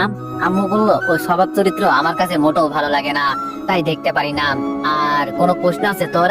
আমি বললাম, না আম্মু, শুনলাম নাকি বিকালে তোমাকে দেখতে আসবে। আম্মু বলল, বাবা, এজন্যই তো এইসব আয়োজন। তুবা ভিতরে ঢুকে বলল, তোমরা সবাই খুব খারাপ, আমাকে তাড়ানোর জন্য এইসব প্ল্যান করছো। থাক, আমি তো এখন বড় হয়ে গেছি। আম্মু তুবার মাথায় হাত দিয়ে বলল, তুমি এখন বড় হয়েছো মা, আমাদের উচিত তোমাকে একটা ভালো ছেলে দেখে বিয়ে দিয়ে দেওয়া। আমি বললাম, তুবা, আম্মু ঠিকই বলেছে, মন খারাপ করিস না। আপুর মতো তুইও তো 1 মাস পরে আসতে পারবি। ভাবছি আপুর মতো তোরও পাশের এলাকায় কোনো এক ছেলের সাথে বিয়ে দিয়ে দিব, তাহলে এক দৌড়ে আসবি, আবার এক দৌড়ে শ্বশুর বাড়ি চলে যাবি বড় অপুর মতোই। তুবা লজ্জা পেয়ে ভিতরে চলে গেল। কিচেন থেকে বের হতে হতে বললাম, তোমার বিয়েটা দিয়ে একটা দায়িত্ব কমাতে পারলেই হলো। পিছন থেকে আম্মু বলল, বাবা, মেয়েটা যে কবে বড় হয়ে গেল কিছুই বুঝলাম না। বিকালে বিছানার উপর পা দুলিয়ে গেম খেলছি, হঠাৎ আপু বাইরে থেকে বলে উঠলো, দীপু, পাত্রপক্ষ চলে আসছে, তুই এখনো রুমে কি করিস? আপুর কথা শুনে রুম থেকে বের হয়ে আপুকে উদ্দেশ্য করে বললাম, কই পাত্রপক্ষ চলে আসছে, দেখছি না তো। আপু বলল, আরে গাধা, ঘরের ভিতরে বসে না থেকে বাইরে গিয়ে দেখ, ওরা হয়তো দাঁড়িয়ে আছে। আপুর কথা শুনে তাড়াতাড়ি বের হলাম, বাইরে গিয়ে দেখি ওরা সত্যি সত্যি দাঁড়িয়ে আছে। তবে সবচেয়ে বেশি অবাক হয়েছি মিমের হাজবেন্ডকে এখানে দেখে। শালা এখানে কি করে? দেখতে তো একদম নিষ্পাপ লাগে, আর ওর ভিতরে বিশ্বাস কর ভাই, তোরে যদি একবার আমি হাতের কাছে পাই না, ছাড়বো না, কাছে চিবিয়ে খাবো। এর মাঝে মিম বলে উঠলো, কিরে দীপু, আমরা কি এখানে দাঁড়িয়ে থাকবো নাকি বাসার ভিতরে নিয়ে যাবি? আমি বললাম, আরে দূর, তুই কি বলিস মিম, আর বাইরে দাঁড়িয়ে না থেকে এখন তাড়াতাড়ি ভিতরে চল। মিমের হাজবেন্ড আমার গায়ে হাত দিয়ে বলল, কি শালা বাবু, সেই দিনের মতো কি আজকেও আবার লাল পানি খাওয়া হবে? আমি চোখ গড়িয়ে মিমের হাজবেন্ডকে বললাম, আপনি মিয়া মানুষ ভালো না, এটা যে অন্য কিছু আমাকে আগে বলতেন, তাহলে আমি আর খেতাম না। ইস, আর একটুর জন্য আমার সব মানিজ্য চলে যেত। থাক, এখন এইসব কথা বাদ দেন, যান ভিতরে গিয়ে কথা বলুন। মিমকে পেছন থেকে ডেকে বললাম, মিম তুই একটু দাঁড়াতো, তোর সাথে আমার কিছু কথা আছে। সবাই ভিতরে চলে গেল। আমি মিমকে প্রশ্ন করলাম, ছেলে তোর হাজবেন্ডের কি হয় রে? মিম বলল, কেন তুই জানিস না? আমি বললাম, জানি না দেখেই তো তোরে বললাম। এখন এত কথা বলিস না, তাড়াতাড়ি বল, পাত্র তোর হাজবেন্ডের কি হয়? মিম বলল, কি আর হবে, ছেলে ওনার ভাতিজা, আর আমি আসি বলে এই ছেলেকে এখানে নিয়ে আসলাম তোর বোনকে দেখাতে। তোর কাছে তো আর আমার বিয়ে হলো না, তাই দেখি যদি তোর সাথে অন্য কোনো ভাবে একটা সম্পর্ক তৈরি করা যায়, এজন্য এই প্ল্যান। আমি আর কিছু বললাম না মিমকে। মিম চুপচাপ এইসব কথাগুলো বলে ভিতরে চলে গেল। অনেকক্ষণ এক জায়গায় দাঁড়িয়ে চিন্তা করছি, আমি থাকতে কিছুতেই তুবাকে এই ছেলের সাথে বিয়ে হতে দিব না। দরজা ঢিলে ভিতরে গিয়ে দেখি তুবা কালো শাড়ি পরে একটা চেয়ারে বসে আছে। আমি শুধু দাঁড়িয়ে দাঁড়িয়ে দেখছি কি হয় এখানে। ছেলের নাকি মেয়ের পছন্দ হয়েছে, আবার মা আর বোনেরও ছেলের পছন্দ। আর পছন্দ না হবারই কি আছে, ছেলের টাকা পয়সা কোনো কিছুতেই অভাব নেই। আবার ছেলের বডি দেখে বোঝা যাচ্ছে প্রতিদিন জিম করে। ছেলের বাবা আমার মাকে প্রশ্ন করলো, আমাদের আপনার মেয়েকে পছন্দ হয়েছে, আর আমার ছেলেকেও আপনাদের পছন্দ হয়েছে, তো সব যেহেতু ঠিক আছে, তাহলে আর পিছিয়ে থেকে লাভ আছে, বিয়ের কথা বলে ফেলি, কি বলেন? আমার আম্মু আবার সরল মনে বলে উঠলো, বলে ফেলি মানে বিয়ের কথা? আমি তো চাই সামনের শুক্রবারেই। এর মাঝে আমি আম্মুকে থামিয়ে বললাম, আম্মু আমাকে একটু কথা বলতে দিবা নাকি, নাকি সবকিছু তোমরাই বলবে? মিমামার দিকে তাকিয়ে বলল, তুই আর কি বলবি, আমার সব জানা আছে, এই কথাই তো বলবি। এটা আমার আপন ছোট বোনের মতো, ওকে যেন কখনো কষ্টে না দেখি, ও যেন সুখে থাকে। আর এইসব তোর বলতে হবে কেন? আমি তোর ছোটবেলার ফ্রেন্ড, আমাকে বিশ্বাস করতে পারিস। আমি থাকতে ওর কিছু হবে বলে তোর মনে হয়? আমি বললাম, মিম আমি এই কথা বলিনি, কিন্তু আমাদের একটু সময় দে, আমরা একটু ভেবেচিন্তে দেখি। আপু আমাকে ধমক দিয়ে বললো, এত কথা বলিস কেন? আর তাছাড়া ছেলের ভিতরে কি এমন কম আছে? আপনারা আমার ভাইয়ের কথাই কিছু মনে করবেন না, ওর মাথায় একটু সমস্যা আছে। আপুর কথা শুনে মেজাজ আমার গরম হয়ে গেল। ওদের সামনে তো এমন কিছু বলতে পারি না যে আপু আমাকে পাগল বানিয়ে দিল। মিমকে ইশারা করে বললাম, একটু সময় দে আমাকে প্লিজ। মিম আমার দিকে তাকিয়ে একটা মুচকি হাসি দিয়ে বলল, আচ্ছা দীপু, তাহলে তোর কথাই রইলো। তোরা সবাই মিলেমিশে পরামর্শ করে পরে জানাবি, কেমন? আর এটা মাথায় রাখিস, এত বড় ঘর থেকে সম্বন্ধ এসেছে শুধু আমার জন্য। তুই আমার ফ্রেন্ড, এজন্য জাস্ট একটু দায়িত্ব পালন করলাম, আর বাকিটা তোদের সিদ্ধান্তের উপর। আচ্ছা তাহলে আজকে আমরা আসি, কেমন? মিম তোরে অনেক ধন্যবাদ। আর আপনারা চিন্তা করবেন না, আমি ফোন করে অবশ্যই জানিয়ে দিব আপনাদের। ছেলের বাবা আমার মাথায় হাত দিয়ে বলল, এই না হলে ভাই তো ভাইয়ের দায়িত্ব পালন করবেই। তবে আমার ছেলে এতটাও খারাপ না, তুমি চাইলে খোঁজ খবর নিয়ে দেখতে পারো, আসি। এটা বলে ওনারা চলে গেলেন। আপু উঠেই ঠাস করে আমার গালে একটা চড় দিয়ে বললাম, এটা তুই কি করলি? কত কষ্ট করে মিমকে বলে এই সম্বন্ধ আমি নিয়ে আসলাম, নইলে এত বড় ঘর থেকে ওরা কি আসতো বলে তোর মনে হয়? আর তুই ওদের কি করলি, ঘুরিয়ে দিলি। আপুর দিকে তাকিয়ে বললাম, তোর এখন বিয়ে হয়ে গেছে, তুই এখন পরের বাড়ির মেয়ে, এখান থেকে চলে যা। মেজাজ আমার এমনি গরম, কখন যে কি করি আমি নিজেও জানি না। সাথে সাথে আম্মু আমার গালে ঠাস ঠাস করে দুইটা চড় দিয়ে বললো, ও তোর বড় বোন হয়, কি সব কথা বলছিস তুই? ও পরের ঘরের মেয়ে মানে? তাহলে তুই কি? হ্যাঁ। আম্মুর কথায় আমি আর কিছু বললাম না, সরাসরি আমি আমার রুমে চলে গেলাম। আচ্ছা তুবা কি আমার বোন না? আমাকে একটু জিজ্ঞেস করার দরকার ছিল না যে তোর ছেলেকে পছন্দ হয়েছে কিনা? আর আমার আম্মু জান ওনার বড় মেয়েকে নিয়ে পড়ে আছে, আমি এই পরিবারের মনে হয় কিছু না। এর মাঝে রুমে তুবা এসে বলল, ভাইয়া তোমার মন খারাপ? আমি বললাম, আরে তুবা তুই? তুবা এসে আমার পাশে বসে বলল, সরি ভাইয়া। আমি বললাম, সরি কেন? তুবা বলল, আমার জন্য খালামণি তোমাকে চড় দিয়েছে। আমি বললাম, থাক বাদ দে বোন। আচ্ছা বল তো, ছেলেকে তোর পছন্দ হয়েছে কি? তুবা বলল, আমার কি পছন্দ আর অপছন্দ? তোমরা তো কষ্ট করে আমাকে লালন পালন করছো, তোমরা আমাকে যার সাথে বিয়ে দিবে আমি তার কাছেই বিয়ে করব, তবে তোমার অনুমতি ছাড়া নয়, সবাইকে খুশি করে তারপর। আমি বললাম, একটা কথা বলতো তুবা। তুবা বলল, বলো ভাইয়া। আমি বললাম, আমি এই 3 দিন কোথায় ছিলাম জানিস? তুবা বলল, কোথায় ভাইয়া? তুবাকে এক এক করে সব বললাম, শুধু মাইশার কথা বললাম না। তুবা সব শুনে কান্না করে দিয়ে আমাকে জড়িয়ে ধরে বলল, ভাইয়া তুমি বেঁচে ফিরেছো, এটাই অনেক। যদি সত্যি সত্যি ওরা তোমার সাথে কিছু করে ফেলতো? আমি বললাম, আমি এত সহজে মরবো না রে বোন, ওই শালাকে তো আমি কিছুতেই ছাড়বো না। আর এখন তো বুঝলি আমি কেন এই বিয়েতে রাজি না। তুবা বলল, ভাইয়া তুমি বলবে আর না বলবে কি, আমি এমন ছেলের সাথে জীবনেও বিয়ে করব না, ওদের মনে কোনো দয়া মায়া নেই। আমি বললাম, ওদের ব্যবসা এটা, মানুষের জীবন নিয়ে খেলা। দেখিস আমি অনেক ভালো কোনো ছেলের সাথে তোর বিয়ে দিব, তুই কোনো চিন্তা করিস না, তুই আমার একমাত্র ছোট বোন। যা এখন গিয়ে মাথা ঠান্ডা করে ঘুমিয়ে পড়, আমি সবকিছু দেখে নিচ্ছি। এর মাঝে বড় আপু রুমে ঢুকলো, আমার দিকে অপরাধী চোখে তাকিয়ে আছে। এটা দেখে আমার একটু খারাপ লাগলো। জিজ্ঞেস করলাম, কিছু বলবি কি আপু? আপু আমাকে জড়িয়ে ধরে বলল, তোর সাথে এত কিছু হয়ে গেল আর আমাদের একবারও বললি না? আমি বললাম, বললে কি হতো, তোরা সমাধান করতে পারতি। কোনো কিছু না শুনে তো বিয়েতে রাজি ছিলি, তবে জানা বিয়ে দিয়ে তোমার জীবনকে নষ্ট কর। আপু ফোনটা হাতে নিয়ে বলল, দেখ আমি ওই শালাকে কি বলি। আমি আপুর হাত ধরে বললাম, ওদের সাথে তোরা তো কিছু বলতে হবে না, বলা তো যায় না কখন কি করে বসে থাকে। ফোন করলে বলবি, আসলে আমার ছোট বোনের একজনের সাথে সম্পর্ক ছিল, আমরা তার সাথে বিয়ে দিব ঠিক করছি। মানে বিষয়টা যেন খুব সাধারণ হয়, কেমন? ওরা যেন কিছুতেই বুঝতে না পারে। কিছুক্ষণ আপুর সাথে কথা বলার পর ঘুমিয়ে গেলাম। বিকালে ঘুমিয়ে আসি, তখন তুবা এসে বলল, ভাইয়া মিমাপু তোমাকে ডাকছে, আপুর সাথে নাকি তোমার ঘুরতে যাওয়ার কথা ছিল, এজন্য দাঁড়িয়ে আছে, তাড়াতাড়ি তুমি রেডি হয়ে বের হতে বলছে। এই বলে তোমার রুমে বসে আছে। তোমার কথা শুনে আমি শোয়া থেকে উঠে ওয়াশরুমে চলে গেলাম। ফিরে এসে দেখি তুবা মন খারাপ করে আমার রুমে বসে আছে। আমি বললাম, কি রে তুবা, তোর আবার কি হয়েছে? তুবা বলল, তুই কথা বলবি না আমার সাথে। আমি বললাম, ওমা আমার ছোট বোনটার হঠাৎ আবার তো রাগ হলো কেন? তুবা বলল, রাখবো না তো কি করবো, হ্যাঁ বাইরে এক মেয়েকে নিয়ে ঘোরা যায় না, আর আমরা তো বড় হয়ে গেলাম, একদিন তো আমাকে নিয়ে কোথাও গেলি না। আমি বললাম, ও তাহলে এই বিষয়, ঠিক আছে যা, আমি ঢাকা যাওয়ার আগে একদিন তোকে আর আপুকে নিয়ে কোথা থেকে ঘুরে আসবো, ঠিক আছে? তুবা বলল, মনে থাকবে তো? তুই তো আবার সবকিছু ভুলে যাস। আমি বললাম, না বোন, এখন আর কিছুই বলবো না, তুই চিন্তা করিস না। আমি গেলাম। রুম থেকে বের হতেই দেখি আম্মু আমার দিকে অগ্নি চোখে তাকিয়ে আছে। ওই আমার রাগ করার কথা আর রাগ দেখাচ্ছে উনি, কি এক কপাল রে ভাই আমার। আম্মুর রাগ দেখে আমার খুব ভয় হচ্ছে। সামনে থেকে আপু ইশারা করে বলল, তাড়াতাড়ি এখান থেকে চলে যা, নইলে আম্মু তোর অবস্থা খারাপ করে দিবে। দিলাম এক দৌড়। পিছন থেকে আম্মু বলল, পালিয়ে যাবে কোথায়, আমিও দেখবো। বাইরে এসে দেখি মিম নীল শাড়ি, চোখে কালো চশমা, ঠোঁটের উপর হালকা লিপস্টিক, চুলে হালকা করে স্টাইল করে আসছে, শরীরের ঘ্রাণটা একেবারে মাতাল করার মতো অবস্থা করে দিচ্ছে। মিম আমার দিকে তাকিয়ে বললো, কিরে ঘর থেকে এভাবে দৌড়ে আসলি কেন, আর আমার দিকে এভাবে হা করে তাকিয়ে আসিস বা কেন? আমি বললাম, প্রথম প্রশ্নের উত্তর হলো আম্মুর দৌড়ানি খেয়ে এখানে আসলাম, আর দ্বিতীয় প্রশ্নের উত্তর হলো তোরে দেখে হা করে তাকিয়ে আসি। তোরে দেখে তোর উপর আবার দ্বিতীয়বারের মতো ক্রাশ খেলাম, কেমন জানি তোরে দেখে আমার পাগল পাগল অবস্থা হয়ে গেছে। মিম বললো, এটা ভুলে যাবেন না স্যার, আমার কিন্তু হাজবেন্ড আছে। আমি বললাম, হাজবেন্ড আছে তো কি হয়েছে, তুই চাইলে আমি আবার। মিম বললো, দীপু প্লিজ। আমি বললাম, থাক ম্যাডাম, আপনার আর ভাব দেখাতে হবে না, আমি তো এমনি তোর সাথে মজা করলাম। এই রিক্সা এখানে আসো। একটা রিক্সা নিয়ে সামনের দিকে যাচ্ছি। আমি বললাম, মিম। মিম বললো, দীপু বল। আমি বললাম, অনেকদিন পর দুজন একসাথে হলাম তাই না? মিম বললো, হ রে, আজকে আমার খুব ভালো লাগছে। আমি বললাম, আমারও। আমি বললাম, তোর না হাজবেন্ড আসছিল আজকে, তাহলে আবার তুই আমার সাথে ঘুরতে বেরোলি কি করে? তোর হাজবেন্ড কি তোরে বের করে দিয়েছে? মিম বললো, আরে ওর কথা বলিস না, ও এসে কি একটুও থাকতে চাই, সারাদিন শুধু কাজ নিয়ে পড়ে থাকে। আমি বললাম, তাহলে তোর স্বামী তোরে সময় দেয় কখন? মিম বললো, দীপু পারিবারিক বিষয় নিয়ে কোনো কথা বলবি না, এটা তোর কাছে আমার একটা অনুরোধ রইল।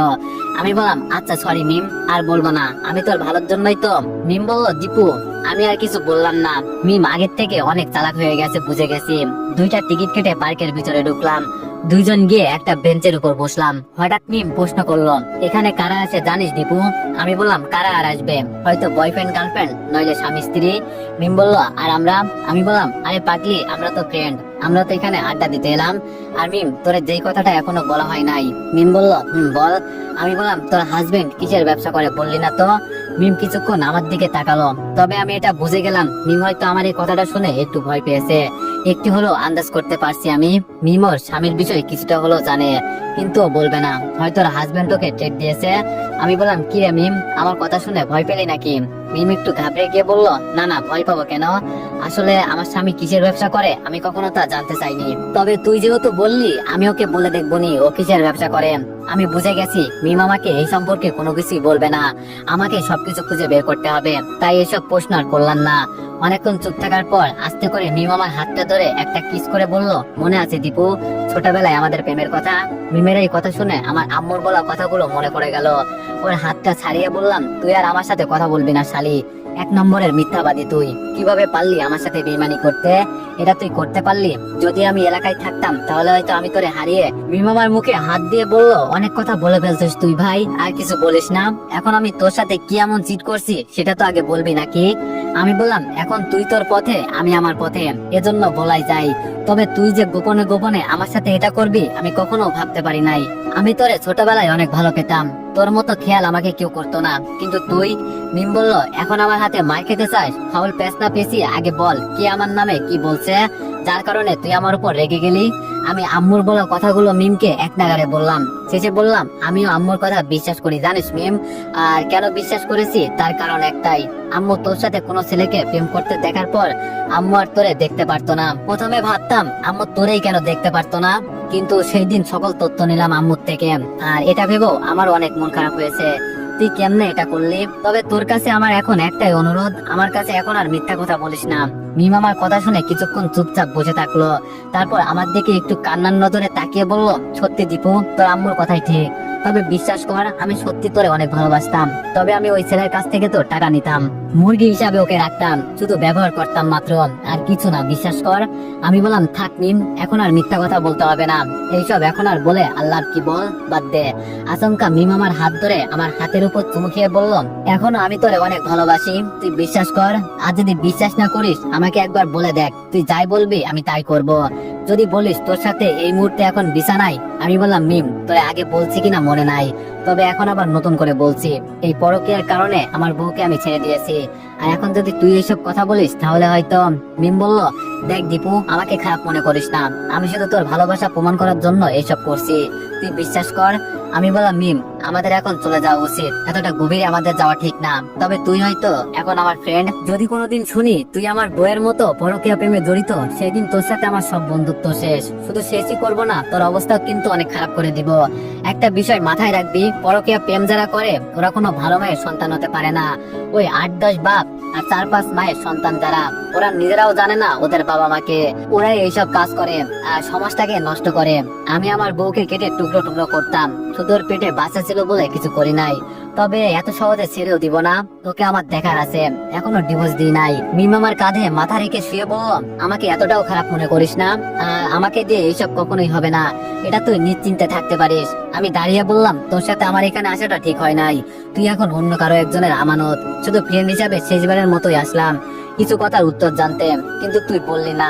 শেষে একটা কথা বলি মিম, আপন মানুষ যেন দেখিস আপনাকেই কেটে না ফেলে। যাদের মনের ভিতরে মায়া দেওয়া নেই, বলা তো যায় না, যখন মাথায় রক্ত উঠে যায় তখন সে হয়তো তার কাছের কাউকে কেটে ফেলতে একটু হাত কাঁপবে না।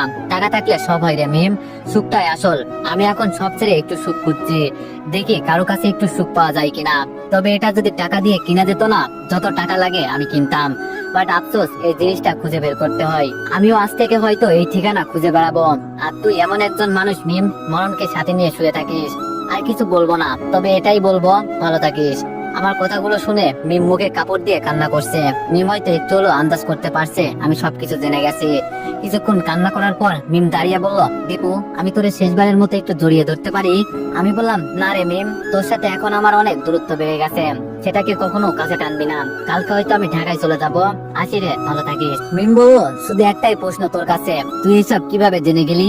আমি বললাম, জানি না কিভাবে সবকিছু জেনে গেলাম, তবে এই মরণ খেলায় আমিও ঢুকে গিয়েছিলাম। বেঁচে ফিরে আসছি নিজের বুদ্ধির জোর দিয়ে। যদি আপন জনকে ভালো করতে না পারিস, নিজে মরে যা, নইলে ওকে মেরে তুই জেলে চলে যা। আমি মনে করি এটাই তোর জন্য বেটার অফার। টাকা দিয়ে খাল কেটে কুমির ঘরে নিয়ে আসলি, তবে এটা কিভাবে মারবি সেটা একমাত্র তুই নিজেই ভালো জানিস। হয়তো এই পথ তোর কাছে খোলা আছে, আসি রে। মিম বলল, আমাকে নিয়ে যা। আমি বললাম, ওই বলছি না তোর সাথে এখন আমার অনেক দূরত্ব বেড়ে গেছে, মায়ের বাড়ি আর কোনো লাভ আছে? মিম বলল, দীপু 1 মিনিট সময় হবে, তোর সাথে একটু কথা বলবো। আমি আবার দাঁড়িয়ে বললাম, বল। মিম বলল, কখনো যদি আমি জেলে চলে যাই, জেল থেকে বের হওয়ার পর আমাকে বিয়ে করবি? এই কথাটা বলে মিম আমার দিকে এমন ভাবে তাকিয়ে আছে, দেখে খুব মায়া লাগলো। আমি মিমের মাথায় হাত দিয়ে বললাম, সত্যি তুই অনেক ভালো একটা মেয়ে, তবে মাঝে মধ্যে আমাদের সাথে এমন কিছু হয়ে যায় যা আমরা নিজেরাও কিছু বলতে পারি না। তবে এমন কিছু কখনোই হবে না। যারা মানুষের জীবন নিয়ে খেলা করে তাদের চোখ একটা থাকে না, অনেকগুলো চোখ থাকে ওদের। কখনো এমন করতে যাবি না, নইলে নিজের বিপদ নিজেই ডেকে আনবি। মনে করবি কপালে যা আছে তাই হবে। খুব শীঘ্রই এসব থেকে মুক্তি পাবি, শুধু আমার জন্য একটু দোয়া করিস। তবে যদি তুই জেলে চলেই যাস, আমার কাছে ফিরে আসলে আমি হয়তো তোকে কখনোই গ্রহণ করব না। কারণ কি জানিস, এখন আমি আমার প্রিয়জনকে বিশ্বাস করি না, সবাই শুধু ধোকা দেয়। ওই বলছি না তোরে, আমি টাকা ছেড়ে এখন সুখের আশায় বাসা থেকে বের হয়েছি। সুখ যে কোথায় আছে এটা আমি দেখে নিব। তুই নিজেকে আবার ভালো করে তৈরি করে নে, তাহলেই হবে। মিম হতাশ হয়ে বলল, আমি কিভাবে আমার হাজবেন্ডের সবকিছু জানি, জানতে চাইবি না? আমি বললাম, আরেকদিন যদি দেখা হয় তাহলে জেনে নিব। হঠাৎ করে আমার এমন মনে হলো আমাদের দুজনকে কেউ ভিডিও করছে। একটা পিক তোলার আওয়াজ পেলাম, আশেপাশে তাকিয়ে দেখি কেউই নাই। কিন্তু আমার এমনটা মনে হলো কেন? না, অনেক সময় হয়ে গেছে, আমাকে তাড়াতাড়ি এখান থেকে বের হতে হবে। মিমকে রেখে পিছন ফিরে হাঁটা শুরু করলাম। মিম পিছন থেকে দৌড়ে আস্তে আস্তে বলল, দাঁড়া দীপু, আমাকে নিয়ে যা তোর সাথে করে। আমি হাঁটতে হাঁটতে জোরে বললাম, মিম এখানে দাঁড়িয়ে যা, তুই তোর মতোই চলে যা, আমাদেরকেও ফলো করছে পিছন থেকে, তাড়াতাড়ি কিছু হবার আগে এখান থেকে চলে যা। মিম আর আমাকে ডাক দিল না, আমি আর পিছনে না তাকিয়ে চলে যাচ্ছি। কিছুটা সামনে যেতেই আবার একটা মাইক্রো আমার সামনে এসে দাঁড়ালো। আমি আগে থেকে প্ল্যান করে রাখছি, যদি ওরা আবার আমার সামনে আসে না, সাথে লোকেশন দিয়ে রাখবো। আর একজনকে আমি এই কথা বলেও রাখছি, চেনা পরিচিত এক ভাই ছিল আমার পুলিশে, যে ফোনটা বের করে কল দিব, অমনি মাইক্রোর ভিতর থেকে একটা মেয়ে বেরিয়ে আসলো।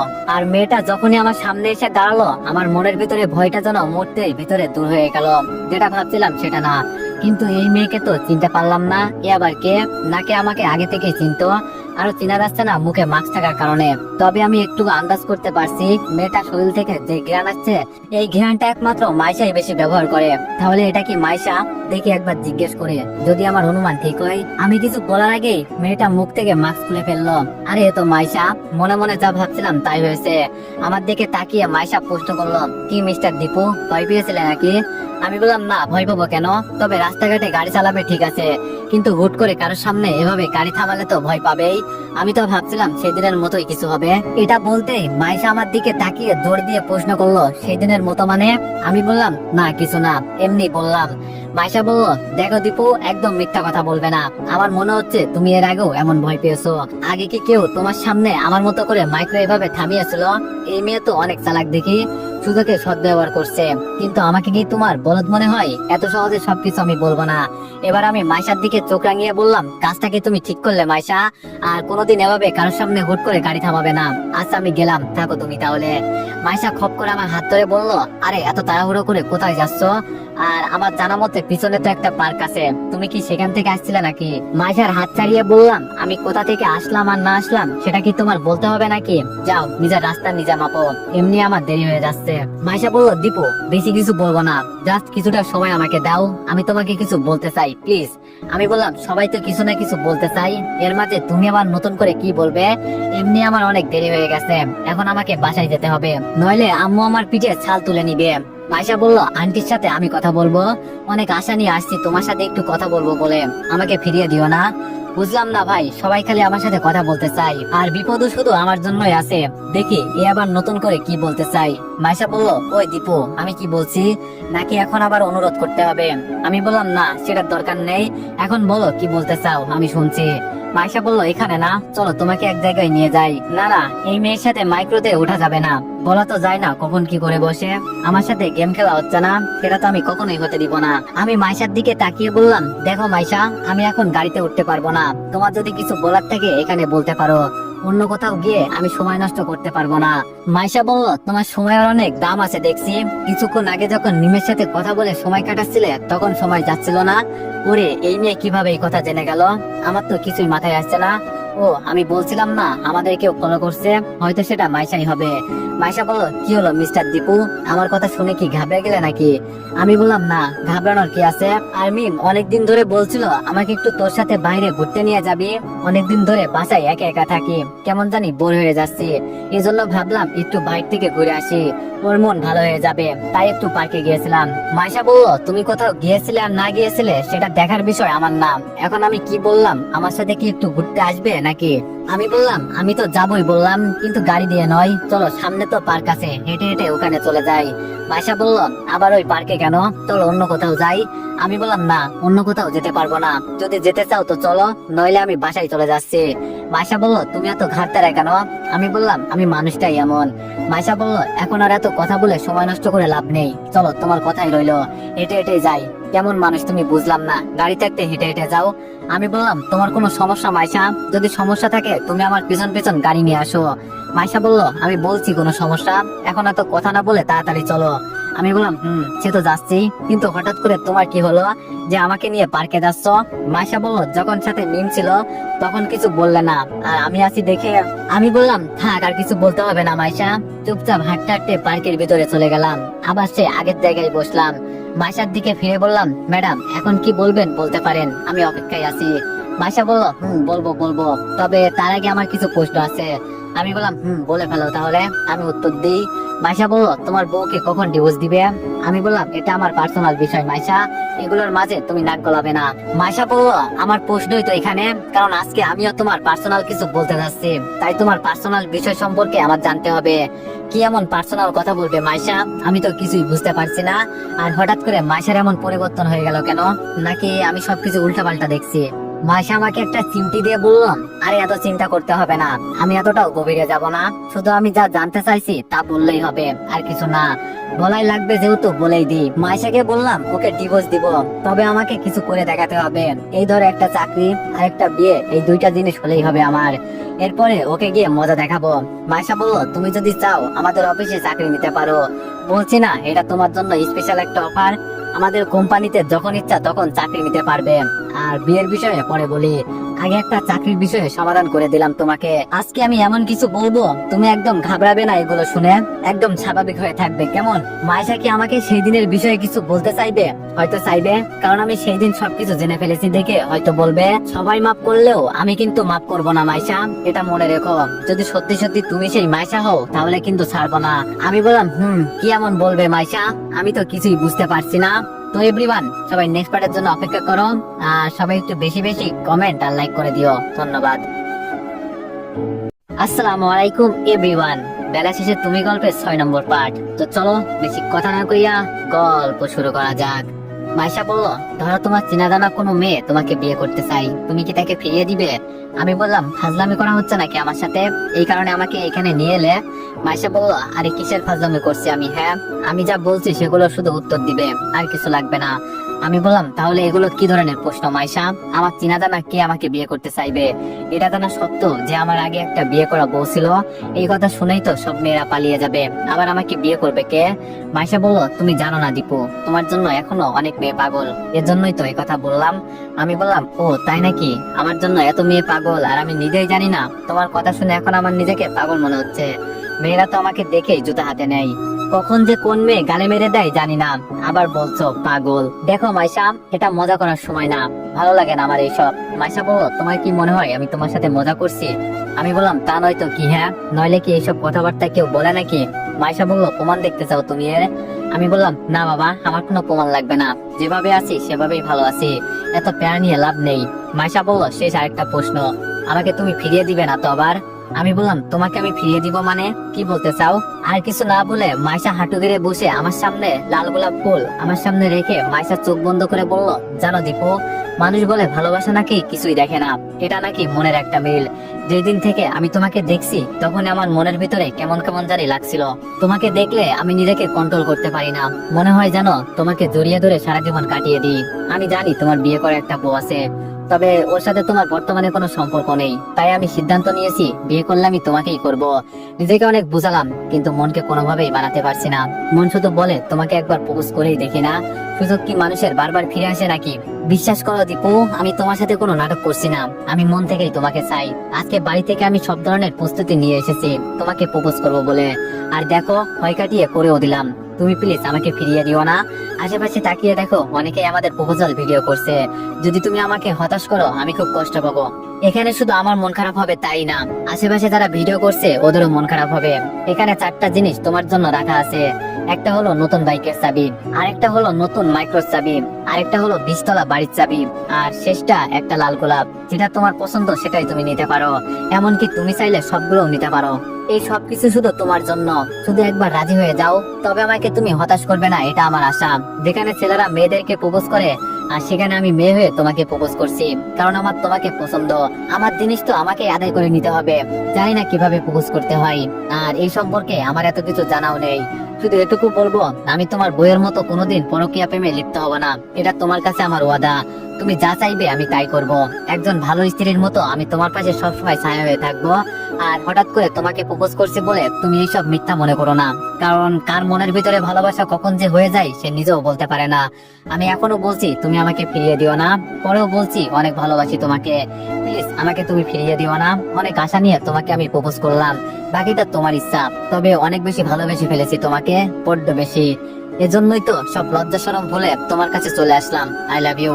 অনেক যত্নে রাখবো তোমাকে আমি, একেবারে বুকের ভিতরে লুকিয়ে রাখবো, যেন কেউ তোমাকে খুঁজে না পাই। অনেকটাই সময় হয়ে গেল, আর কিছু বলবো না।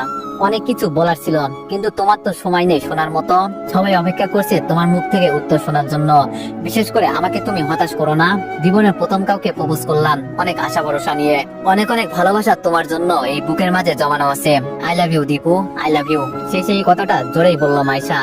এখন যেন আমার মুখ থেকে কথা বলা আপনা আপনি বন্ধ হয়ে গেছে। মাইশা এগুলো কি বলছে? ওকে সত্যি সত্যি পাগল টাগল হয়ে গেল না তো? নইলে আমাকে কেন প্রপোজ করছে? ও জানে যে আমার একটা বউ ছিল, আর আমার পরিবারের আর্থিক অবস্থা এতটাও ভালো না, সবাই আমার উপর নির্ভরশীল। তবে মাইশার আজ হঠাৎ কি হলো, আর আমাকেই বা কেন প্রপোজ করলো? এত এত ছেলে থাকতে আমি কেন? নাকি মাইশার এটা কোনো জাল আমাকে ফাঁসানোর জন্য? তবে আর যাই হোক, আমি মাইশার প্রপোজাল গ্রহণ করব না। হঠাৎ করে কাউকে দেখে ভালো লাগতেই পারে ঠিকই, কিন্তু তার ব্যাকগ্রাউন্ড না জেনে শুনে আমি ভাই বিপদে পড়তে চাই না। মাইশা সুন্দর আছে এটা মানতে হবে, যে কোনো ছেলে দেখে ওর প্রেমে পড়বে ঠিক আছে, কিন্তু ভাই আমি নয়। এখানে কোনো না কোনো রহস্য আছে। মাইশা আমাকে ফাঁসানোর জন্য এইসব করছে, নইলে 2-3 দিনের পরিচয়ে কাউকে হয়তো ভালো লাগতেই পারে, কিন্তু প্রেম হতে পারে না। মাইশা আবার আমার চোখের উপর তাকিয়ে বলল, প্লিজ, সবাই তোমার উত্তর শোনার অপেক্ষা করছে, বিশেষ করে আমি। যদি তুমি হ্যাঁ বলো, খুশির বন্যা বয়ে যাবে আমার মনের ভিতরে, আর যদি না হয়, হয়তো অন্যদের মতো আমি আত্মহত্যা করতে পারবো না, তবে কিছু একটা করে ফেলবো, এটা আমি শিওর। আমি এবার একটু জোরেই বলে উঠলাম, আপনারা ক্যামেরা বন্ধ করুন প্লিজ, এটা আমার আর ওর এখন তো ব্যক্তিগত বিষয়, তাই আমি সবার সামনে এই কথার উত্তর দিতে পারবো না। হয়তো খুশির কারণে আপনাদের সবার সামনে আমাকে প্রপোজ করে দিয়েছে, কিন্তু আমি সবার সামনে বলবো না। আপনারা গেলে ভালো হতো, নইলে আমাকে এখান থেকে যেতে হবে। আমার কথা শুনে কেউ কোনো রিয়াকশন করলো না, সবাই সবার জায়গায় দাঁড়িয়ে আছে। আমি মাইশার হাত ধরে বললাম, মাইশা উঠে পড়ো। কিন্তু মাইশা আমার হাত ছাড়িয়ে বলল, যতক্ষণ পর্যন্ত আমি আমার কথার উত্তর পাবো না ততক্ষণ পর্যন্ত আমি এখানে এভাবেই থাকবো, কেউ এখান থেকে যাবে না। আমি বললাম, তুমি কি এই কথার উত্তর শুনতে চাও মাইশা? যদি শুনতেই চাও তাহলে আমার সাথে চলো, নইলে আমি এখান থেকে চলে যাব। মাইশা বলল, সত্যি বলবে তো? আমি বললাম, আগে চলো তো। মাইশার হাত ধরে একটু দূরে নিয়ে আসলাম। মাইশাকে প্রশ্ন করলাম, হঠাৎ করে এগুলো কি পাগলামো শুরু করলে মাইশা? এইসবের কোনো মানে হয়? মাথা খারাপ হয়ে গেছে তোমার? তাছাড়া তুমি আমার বিষয়ে সবকিছু জানো, এরপরও কেন? মাইশা বলল, আমি কোনো কথা শুনতে চাই না, আগে উত্তর দাও, হ্যাঁ নাকি না, তাড়াতাড়ি বলো, আমার আর সহ্য করতে পারছি না। আমি বললাম, মাইশা তোমাকে আমি নতুন করে আর কি বলবো? সবকিছু জানার পরও এমন কেন করছো? আচ্ছা, কেউ কি তোমাকে কিছু বলছে নাকি যার কারণে? মাইশা বলল, আমি কিছু একটা করে ফেলি এটাই তো তুমি চাও, তাই না? আমি বললাম, ধুর বাবা, এই মেয়ে তো সম্পূর্ণরূপে পাগল হয়ে গেছে। আগে ওকে কিছু একটা বলে বুঝ দিয়ে বিদায় করতে হবে, যাতে উল্টাপাল্টা কিছু না করে। তবে মাইশা আমাকে হুমকি দিয়ে ভয় দেখাচ্ছে যে উল্টাপাল্টা কিছু একটা করে ফেলবে, কিন্তু ও মোটেও এমনটা করবে না, আমি খুব ভালো করেই জানি। মাইশা বলল, তোমাকে 1 মিনিট সময় দিলাম, এর ভিতরে যদি তুমি আমাকে কিছু না বলো তো। আমি বললাম, মাইশা আমি তোমাকে হতাশ করব না, তবে আমি এখন প্রেম বা বিয়ে কিছুই করব না। আগে কিছুদিন একটু এনজয় করব, তারপর একটা চাকরি, এরপরে বিয়ে নিয়ে চিন্তা করব। তবে যদি আমি বিয়ে করি তাহলে তোমার কথা চিন্তা করে দেখব, এটা কথা দিতে পারি। তোমার অনুমতি ছাড়া আমি বিয়ে করব না, এই ওয়াদা আমি তোমাকে দিলাম। তবে আমাকে এই প্রপোজ বা অন্য কিছু করিও না। জানো কয়েকদিন আগে আমার সাথে কি ঘটে গেছে? এই ঘটনা থেকে আমি আজও বেরোতে পারি নাই। এর মাঝে তুমি যা শুরু করলে না। মাইশা বলল, আমি তোমার অন্য কোনো কাহিনী শুনতে চাই না। মানলাম আমাকে তুমি হতাশ করনি, কিন্তু বিয়ে করলে আমাকেই করতে হবে, এটা প্রমিস করো। আমি বললাম, সেটা তো পরে, আগে বলো হঠাৎ করে কোন কারণে আমাকে প্রপোজ করে দিলে? মাইশা বলল, ভালো লাগছে তাই প্রপোজ করলাম। আর কোনো প্রশ্ন? আমি বললাম, না, তুমি থাকো তাহলে, আমি গেলাম। কেমন? মাইশা আমার শাড়ির কলার ধরে বলল, গেলাম মানে? সোনার চান এত তাড়াতাড়ি কোথায় যাবে? আগে আমার কথার উত্তর তো দিয়ে যাও। আমি বললাম, আবার কি মাইশা? মাইশা বলল, বলো, বিয়ে করলে আমাকেই করবে? আমি বললাম, দেখো মাইশা, আমার উপর চাপ দিও না, আমি এখন এটা বলতে পারি না। যখন আমি বিয়ের চিন্তা করি তখন তোমাকে বলবো, এটা আমার ওয়াদা। এর বেশি আর কিছু বলতে পারি না। দেখো অনেকটাই সময় হয়ে গেছে, আমাকে এখন বাসায় যেতে হবে, নইলে আম্মু ধরে খেলাবে। মাইশা বলল, চলো তাহলে একসাথে যাই। আমি বললাম, এখন কিন্তু আমি কিছু একটা করে ফেলবো, তুমি কি আমাকে আবার? মাইশা বলল, থাক থাক, আর কিছু বলতে হবে না, তবে আমি কিন্তু আশায় রইলাম। তোমার জন্য সবসময় আমার মনের দরজা খোলা, এমনকি চাকরি, যা তুমি চাও সব পাবে। আজকে তো দিতেই চাইলাম, কিন্তু তুমি নিলে না। এমন বোকার মতো কাজ কেউ করে? আমি বললাম, কেউ করে আর না করে আমি জানি না, তবে আমি অন্যের জিনিসের উপর হাত দিই না। আমার মনে হয় তুমি একটা ঘোরের মাঝে আছো। আবার একবার এই বিষয়ে চিন্তা করে দেখো, কেমন? আসি, ভালো থেকো। একটা রিক্সা ডেকে বাসার উদ্দেশ্যে রওনা দিলাম। রিক্সায় বসে বসে চিন্তা করছি, মাইশা আমার পিছনে উঠে পড়ে লেগেছে কেন? এটা কি সেই মাইশা নাকি? এটাই সেই মাইশা। আমি পালিয়ে আসার পর থেকে ও আমার পিছু নিয়েছে, আমাকেও না মেরে শান্ত হবে না। আমিও দেখতে চাই সোনার চান তুমি কতদূর পর্যন্ত যেতে পারো। ভাবছো আমাকে প্রপোজ করে প্রেমের জালে আটকে সবকিছু ওকে করে নিবে? তুমি চলো ডালে ডালে, আর আমি চলি পাতায় পাতায়। এখন দেখো কে কি করে। মাইশা, তোমার খারাপ দিন মাত্র শুরু হয়েছে, অপেক্ষা করো। রিক্সাওয়ালার ভাড়া মিটিয়ে দরজা খুলে যেই ভিতরে যাব, তখন সামনে থেকে আম্মু খুব নম্র ভদ্র সুরে বলল, দাঁড়া দীপু। আম্মুর দুই পাশে দুবার বড় আপু বসে আছে। আপুকে ইশারা করে বললাম, কি হয়েছে রে? আপু উল্টা আমার দিকে রাগ দেখিয়ে বলল, উল্টা পাল্টা কাজ করলে তো মার খেতেই হবে। আম্মুর সামনে গিয়ে মাথা নিচু করে মাটিতে বসে পড়লাম। আম্মু উপরে বসে আমার দিকে ফিরে বলল, বাড়িতে এলি কোন কারণে? আমি বললাম, জি আম্মু, বুঝলাম না। আম্মু বলল, এত বুঝতে হবে না, তুই এই বাড়িতে এলি কোন কারণে? আমি কত করে তোরে না করছি ওই মিমের কাছে যাবি না, তাও গেলি। এই দেখ, মাইশা আজকে আমাকে সবকিছু ভিডিও করে পাঠিয়েছে। সত্যি সত্যি দেখি এটা আমার আর মিমের ভিডিও। এখানে মিম আমার হাত ধরে রুম ডেটিং এর কথা বলছে, কিন্তু মাইশা পরের ভিডিও আর দেয় নাই। পরে যে আমি মিমকে না করছি এটা গেল কোথায়? আমি আগেই বলছি মাইশা আমাকে ফাঁসানোর চেষ্টা করছে। এখন আম্মুকে আমি কি বলে বুঝাই? আম্মু জোরে ধমক দিয়ে বলল, আমি তোরে কি বলতে বলছি, চুপচাপ বসে আছিস কেন? আজকে কি আমার এই দিন দেখতে হবে, যার কারণে তোর এই গ্রাম থেকে বিদায় করলাম? আর ঘুরে ফিরে তার কাছেই আম্মুর মুখের দিকে তাকিয়ে আমি যে কথা বলবো আমার সেই সাহস নেই। ছোট থেকে আমি আম্মুকে অনেক ভয় পাই। মাথা নিচু করে কান্না সুরে বললাম, আসলে আম্মু হয়েছে কি? আম্মু বলল, হয়েছে কি মানে? আমি কি এটা শোনার জন্য এতক্ষণ এখানে বসে আছি? আপু আম্মুকে থামিয়ে বলল, ভাই তুই সবকিছু খুলে বলতো কি হয়েছে, তাহলে হয়তো আমরা কিছু বুঝতে পারবো। আর আমি জানি তুই এমন কিছু করবি না। আমি আপুর কথা শুনে এক এক করে সবকিছু বলে দিলাম। মাইশা যে আমাকে প্রপোজ করেছে এটা বলে নাই, এটা বললে আম্মু আজকে আমাকে মেরেই ফেলবে। সব বলে দাঁড়িয়ে আম্মুর মাথায় হাত দিয়ে বললাম, তোমার মাথায় হাত দিয়ে বলছি, আমি সব সত্যি বলছি, বিশ্বাস করো আম্মু। পরে আমি ভয়ে ওখান থেকে চলে আসছি। এটা তো অল্প একটু ভিডিও, পরেরটাতে আমি না করছি। আম্মু বললো সত্যি কথা তো? আমি বললাম আম্মু বিশ্বাস করো। আম্মু বললো থাক, আর কিছু বলতে হবে না। এর পরের বার যদি ওর আশেপাশে দেখি না, তুই আমাকে আর আম্মু বলে ডাকবি না। আম্মুর মুখে হাত দিয়ে বললাম, এমন করে বলো না মা, আমার আর ভুল হবে না, আমাকে মাফ করে দাও। আম্মু আমার কপালে চুমু দিয়ে বলল, আমি যা করি তোর ভালোর জন্যই করি, তুই বুঝিস না কেন বল? এত বলার পরেও কেন? আমি বললাম মাফ করে দাও আম্মু, আর হবে না। আম্মু বলল আচ্ছা এখানে বস, তোর জন্য আজকে বিরিয়ানি রান্না করছি, আমি কিচেন থেকে নিয়ে আসছি। আম্মু চলে যাওয়ার পর আপু বলল, মাইশা তোরা পেলে কই, আর ও কিভাবে ভিডিও করলো? আমি বললাম ও ভিডিও করছে না, শুধু আজকে মাইশা আমাকে নিজেই প্রপোজ করছে। আপু জোরে বলে উঠলো, কি? তোমার তো চোখ বড় করে আমার দিকে তাকিয়ে বললো, এইসব তুই কি বলছিস? আমি বললাম যা বলছি তাই সত্যি, তোরা আমাকে বিশ্বাস কর। মিমকে রেখে চলে যাওয়ার পর মাইশাকে রাস্তায় পাই, পরেও আমাকে পার্কের ভিতরে নিয়ে একটা বাসার চাবি, মাইক্রো আর বাইকের চাবি, সাথে একটা ফুলও ছিল, সবগুলো আমার জন্য ছিল। যদি ওর প্রপোজ গ্রহণ করতাম সব আমাকে দিয়ে দিত, কিন্তু তোরা তো আমার বিষয়ে সবকিছুই জানিস, আমি কেমন ছেলে। আপু মাথায় হাত দিয়ে বলল, বুঝছি আজকে তোর মাথাটা গেছে, নাকি ওই দিনের মতো আবার উল্টাপাল্টা কিছু খাইছিস? আমি বললাম আপু তুই এটা বলতে পারলি? আমাকে দেখে তোর কি এমন মনে হয় যে আমি কিছু খেয়ে আসছি? আর আমি যা বলছি সব সত্যি, তুই বিশ্বাস কর। তোমার দাঁড়িয়ে আমার হাত মুখ সবকিছু চেক করে বলল, না আপু সবকিছু তো ঠিকই আছে, তবে ভাইয়া এইসব বলছে কেন? আম্মু বিরিয়ানি হাতে নিয়ে বলল, আমার ছেলে কি বলছে? হ্যাঁ। আমি ইশারা করে বললাম, আম্মুকে কিছু বলিস না আপু, নইলে মেরে ফেলবে। আপু আর কিছু বলে নাই, আম্মুর হাতে বিরিয়ানি খেয়ে রুমে চলে গেলাম। সারা রাত মাইশার কথা চিন্তা করতে করতে চলে গেল। সকালে যখন আমার ঘুম ভাঙলো তখন আচমকা কে জানি বলে উঠলো, ঘুম তাহলে ভেঙেছে মিস্টার দীপু। আমি সামনে তাকিয়ে দেখার চেষ্টা করছি এই কথাটা কে বললো। আপু তো আমাকে এভাবে জীবনও নাম ধরে ডাকবে না। একে আমার হাত পা বিছানার সাথে বাঁধা কেন? আমি তাহলে এখন কোথায় আছি? রাতে তো আমার রুমেই ছিলাম আমি, কিন্তু এখানে কিভাবে আসলাম? আর আমি কোন জায়গায় বা আছি? আরে এত চিন্তা করতে হবে না তোমাকে, আমি তোমায় তুলে নিয়ে আসছি এখানে। হুবহু মাইশার মতো দেখতে একটা মেয়ে, এই কথাটা বললাম। আর ওর গায়ে ডাক্তারের পোশাক, যেটা দেখে আমি খুব ভয় পেয়ে গেলাম। এই মাইশা তাহলে মিমের হাজবেন্ডের সাথে কাজ করে? তাহলে মাইশা কি দুইজন? এটা কিভাবে হতে পারে? আমার তো মাথায় কাজ করছে না। মাইশা নামের মেয়েটা আমার পাশে বসে বলল, সেদিন পালিয়ে গিয়ে বেঁচে যাবি তুই, এটাই মনে করছিস না? এখন আমার সম্পূর্ণভাবে বিশ্বাস হয়েছে এটা কোন মাইশা। তবে আজকে আমি শিওর নিজের মরণ নিজের চোখেই দেখতে পারবো, কিন্তু আমার নিজের ঘর থেকে ওরা কিভাবে আমাকে তুলে নিয়ে আসলো এখানে, আমি এটাই তো বুঝতে পারছি না। এবার আমার গলা মাইশা নামের মেয়েটা চেপে ধরে বলল, আমি তোরে কি বলছি সেগুলোর উত্তর দে। ভয়ে ভয়ে বললাম, আমি না ঘরে শুয়েছিলাম, তাহলে এখানে কিভাবে আসলাম? মেয়েটি বলল, এত কিছু জেনে তুই কি করবি? আমি বললাম, ও তাই তো, আচ্ছা তোমার নামটা জানতে পারি? মেয়েটি বলল, কেন? আমার মতো দেখতে আরেকজন আছে বলে তুই আমাকে বিশ্বাস করিস না? আর আমার নাম পাখি। সেই দিন তুই পালিয়ে যাওয়ার পর কুত্তার মতো তোরে খুঁজে বেরিয়েছি, ভাবলি কি করে তুই পালিয়ে গিয়ে বেঁচে যাবি? খুব কষ্ট করে তোরে তোর বাসা থেকে তুলে আনলাম, যেখান থেকে আজ পর্যন্ত কেউ পালিয়ে আসতে পারিনি, সেখান থেকে তুই কিভাবে পালিয়ে চলে আসলি? কিভাবে সম্ভব? আমি বললাম, আমাকে ছেড়ে দেন প্লিজ, আমি কাউকে এই বিষয়ে কিছুই বলবো না। আর আমাকে এবার কেন টার্গেট করলেন?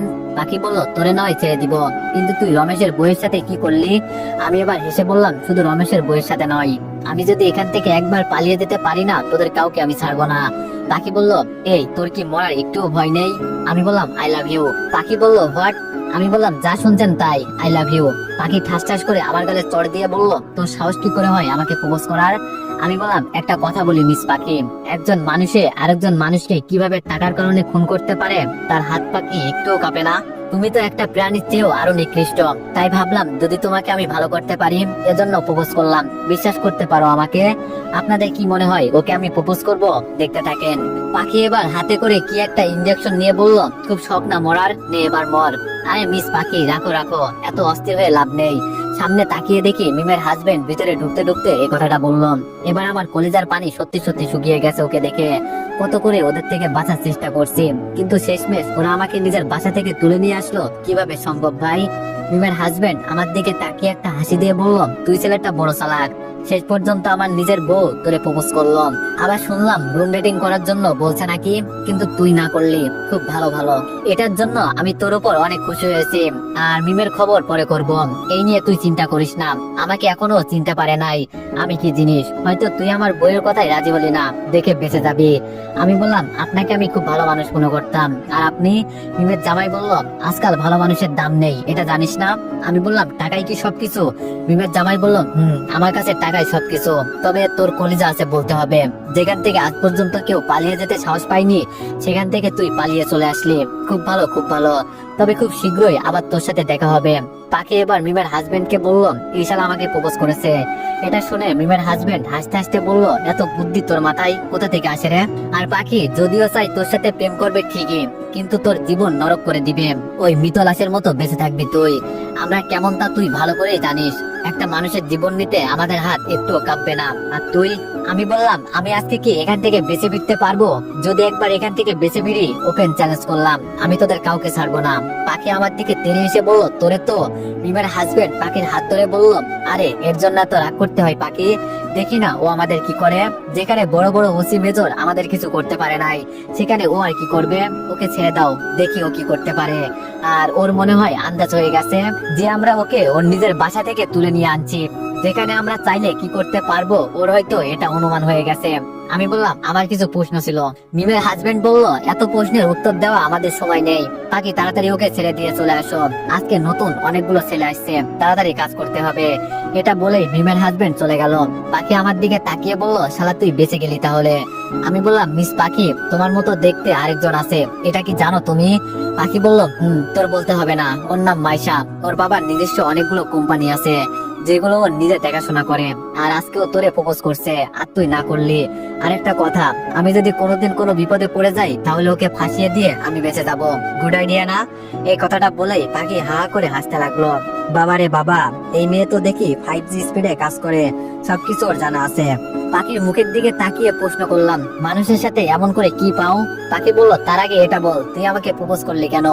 আমি বললাম, প্রপোজ করলাম এমনি, মন চাইছে তাই করলাম। ভাবলাম যদি প্রপোজ করি তুমি রাজি হয়ে যাও, আর এই সুযোগে আমি তোমাকে ভালো করে দিব। পাখি বলল, আরেকবার যদি এই কথাটা বলিস না, পরে আর এখান থেকে বেঁচে ফিরতে পারবি না, কেটে টুকরো টুকরো করে ফেলবো। আমি বললাম, সে মারলে মারতে পারো, তবে আমি তোমাকে ভালো করেই ছাড়বো। আর এসব করে কি পাও? টাকা কি শান্তি এনে দিতে পারবে? পাখি বলল, এটা তোর আগের বউ মিতু আছে না, ওকে গিয়ে জিজ্ঞেস করিস শালা। আমি বললাম, সে তোমাকে বলতে হবে না। এখন আমার হাত পেয়ের বাঁধন গুলো তো একটু খুলে দাও, এই মেয়ের সাথে বেশি তর্ক করা যাবে না। সবকিছু জেনে শুনেই মাঠে নামছে। পাখি আর কিছু না বলে আমার হাত পেয়ের বাঁধন গুলো খুলে দিয়ে কিছুক্ষণ আমার দিকে তাকিয়ে বলল, এবারের মতো বেঁচে গেলি, কিন্তু পরের বার তোকে ছাড়বো না। আরে পাখি, এত তাড়াতাড়ি ও কিভাবে বেঁচে যেতে পারে? তুমি ছাড়লেও আমি ছাড়বো না। রমেশের বউ ভিতরে আসতে আসতে বলল। আমি যেন এটা দেখে আরো বড় একটা শক খেলাম। সব বিপদ একসাথে এসে হাজির হচ্ছে। এরা কি সবাই একসাথে কাজ করে নাকি? হিসেব মিলছে না আমার।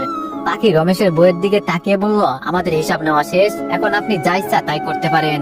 পাখি যাওয়ার আগে ওকে বলে উঠলাম, এই যে মিস পাখি, খুব তাড়াতাড়ি আবার তোমার সাথে দেখা হবে, তবে সেটা খুব ঘনিষ্ঠ ভাবে। পাখি আমার দিকে ফিরে তাকিয়ে বলল, খুব শখ আছে না তোর দেখে? হয়তো দেখা হতে পারে, তবে তুই তো আর পরে আর বাঁচবি না। আমি বললাম, কে বাঁচে আর মরে তা তো দেখাই যাবে। পাখি হাসতে হাসতে বের হয়ে গেল। রমেশের বউ এবার আমার কাছে এসে বলল, সবাই তোরে ছেড়ে দিল, কিন্তু আমার হাত থেকে কিভাবে বাঁচবি? আমি বললাম, লজ্জা করে না নিজের স্বামীকে খারাপ কাজে সঙ্গ দেওয়াতে? রমেশের বউ বলল, সেটা আমার বিষয়, আর তুই সেই দিন আমার সাথে এমনটা না করলেও পারতে। তবে এটা ভাবিস না ওরা আমার সাথে শারীরিক সম্পর্ক করতে পারছে, সব কয়টাকে টুকরো টুকরো করে নদীতে ফেলে দিয়েছি। আমি হাসি দিয়ে বললাম, তাই নাকি? এতটা সাহস তোমার আছে বলে আমার মনে হয় না। রমেশের বউ বলল, বিশ্বাস হয় না তোর? এই দেখ, ভিডিও করছি আমি। ভিডিও কিছুক্ষণ প্লে হওয়ার পর আমার সম্পূর্ণ শরীর ভয়ে কাঁপতে লাগলো। সত্যি সত্যি ও সবাইকে মেরে ফেলছে, এটা কিভাবে সম্ভব? আমি তো ভয়ে চোখ বন্ধ করে নিলাম। রমেশের বউ ভিডিও বন্ধ করে আমার গলায় হাত দিয়ে বলল, আমি আগে পুলিশে চাকরি করতাম, আর তুই কি মনে করছিলি আমি সাধারণ কোনো মেয়ে? 5 জনকে এক জায়গায় গুলি করার জন্য আমার চাকরি চলে গিয়েছিল। আর তোর কি মনে হয় ওরা আমাকে এত সহজে ধর্ষণ করবে? খুব বোকা ছেলে রে তুই। আমি ভয়ে ভয়ে বিছানার উপর বসে রমেশের বউয়ের দিকে তাকিয়ে বললাম, আমি তো চাইছিলাম যারা ভুল করে তাদের শাস্তি দিতে, কিন্তু পারলাম না, আমি ব্যর্থ হয়েছি। রমেশের বউ বলল, সেদিন তো ওদের দিয়ে আমার খারাপ বানাতে চেয়েছিলে, তাহলে চল আজকে তোর সাথেই এক রাউন্ড হয়ে যাক। আমি বললাম, আমি জানি আমি তোমার সাথে শক্তি দিয়ে কিছুই করতে পারবো না, আর আমাকেই মানতে হবে। তবে যে একবার অপরাধ করে আমি তার কাছে কখনোই মাপ চাইবো না। এজন্য আমাকে মেরে ফেলতে পারো, আমি কিছুই বলবো না। রমেশের বউ বলল, এত সহজে তোরে কিভাবে মারবো বল, তাড়াতাড়ি কাপড় খুলে রেডি হ, আজকে আমি তোর সমস্ত শক্তি মেপে দেখতে চাই। হঠাৎ ফোনে রিংটোনের শব্দে ফোনটা হাতে নিয়ে দেখি অচেনা নাম্বার থেকে কল এসেছে। তবে নাম্বারটা আমার একটু চেনা চেনা লাগছে। রিসিভ করে বললাম, কে বলছেন? ওপাশ থেকে একটা মেয়ে কণ্ঠে বলে উঠলো, দীপু আমি মাইশা। আমি বললাম, ও মাইশা তুমি? মাইশা বলল, আমি। সকাল থেকে তুমি নাকি কোথাও উদা হয়ে গেছো, কাউকে কিছু না বলে। এখন তাড়াতাড়ি বাসায় আসো, আন্টি তোমার জন্য খুব চিন্তা করছে, আর বিশেষ করে আমি। তোমার কিছু হয়ে গেলে। আমি বললাম, আচ্ছা আমি আসছি। বলো, এক জায়গায় গিয়েছিলাম, একটু দরকার ছিল। মাইশা বলল, এই তুমি একদিন পর পর কোথাও উদা হয়ে যাও বলো তো, আমি তো কিছুই বুঝি না। আমি বললাম, বাড়িতে এসে বলবো। এখন ফোন রাখলাম মাইশা। ফোনটা রাখতে রমেশের বউ জিজ্ঞেস করলো, কে, গার্লফ্রেন্ড নাকি? আমি বললাম, এই ধরে নাও এমন কিছু একটা বলতে পারো, তবে তোমাকে আমি কিছু বলতে চাই। রমেশের বউ বলল, বলো কি বলবে। আমি বললাম, মানুষের মৃত্যুতে তোমরা কি সবাই শান্তি পাও? রমেশের বউ বলল, শান্তি পাই আর না পাই টাটা দেয় আমাদের সবকিছু। আমি বললাম, একদিনের জন্য খুব পস্তাতে হবে তোমাদের, এটা মাথায় রেখো। রমেশের বউ বলল, সেই হিসাব পরে করবো, আগে তুই কাপড় খোল। আমি বললাম, এমনটা না করলে হয় না, আমি আমার বউকে ছাড়া কারোর সাথে এমন কিছু করতে পারবো না। রমেশের বউ বলল, পারতে তো হবেই তোরে, এখন সিদ্ধান্ত তোর, মরবি নাকি আমি যেটা বলছি তাই করবি। এর মাঝে রমেশের বউয়ের মোবাইল বাজতে লাগলো। তো ফোন তুলে কিছুক্ষণ কথা বলে আমার দিকে একবার তাকিয়ে বলল, বেঁচে গেলি আজকে, সত্যি তোর কপাল অনেক ভালো। আমি বললাম, কেন, ভয় পেয়ে গেলে নাকি? মনে মনে বললাম, যাক বাবা, বেঁচে গেছি। রমেশের বউ বলল, এভাবে তোরে আমি ছেড়ে দিব? এটা বলেই রমেশের বউ এমন জোরে আমাকে একটা লাথি দিল, 5 হাত পেছনে গিয়ে পড়লাম। বুকের মাঝে এখন ব্যথা শুরু হয়ে গেছে। এই মেয়ের শরীরে এত শক্তি কিভাবে হলো? কাশি দিতে দিতে বললাম, একজন মানুষের পিছনে 3 জন পড়ে আছে, আর এই 3 জনের সাথে আমি কিভাবে পারি?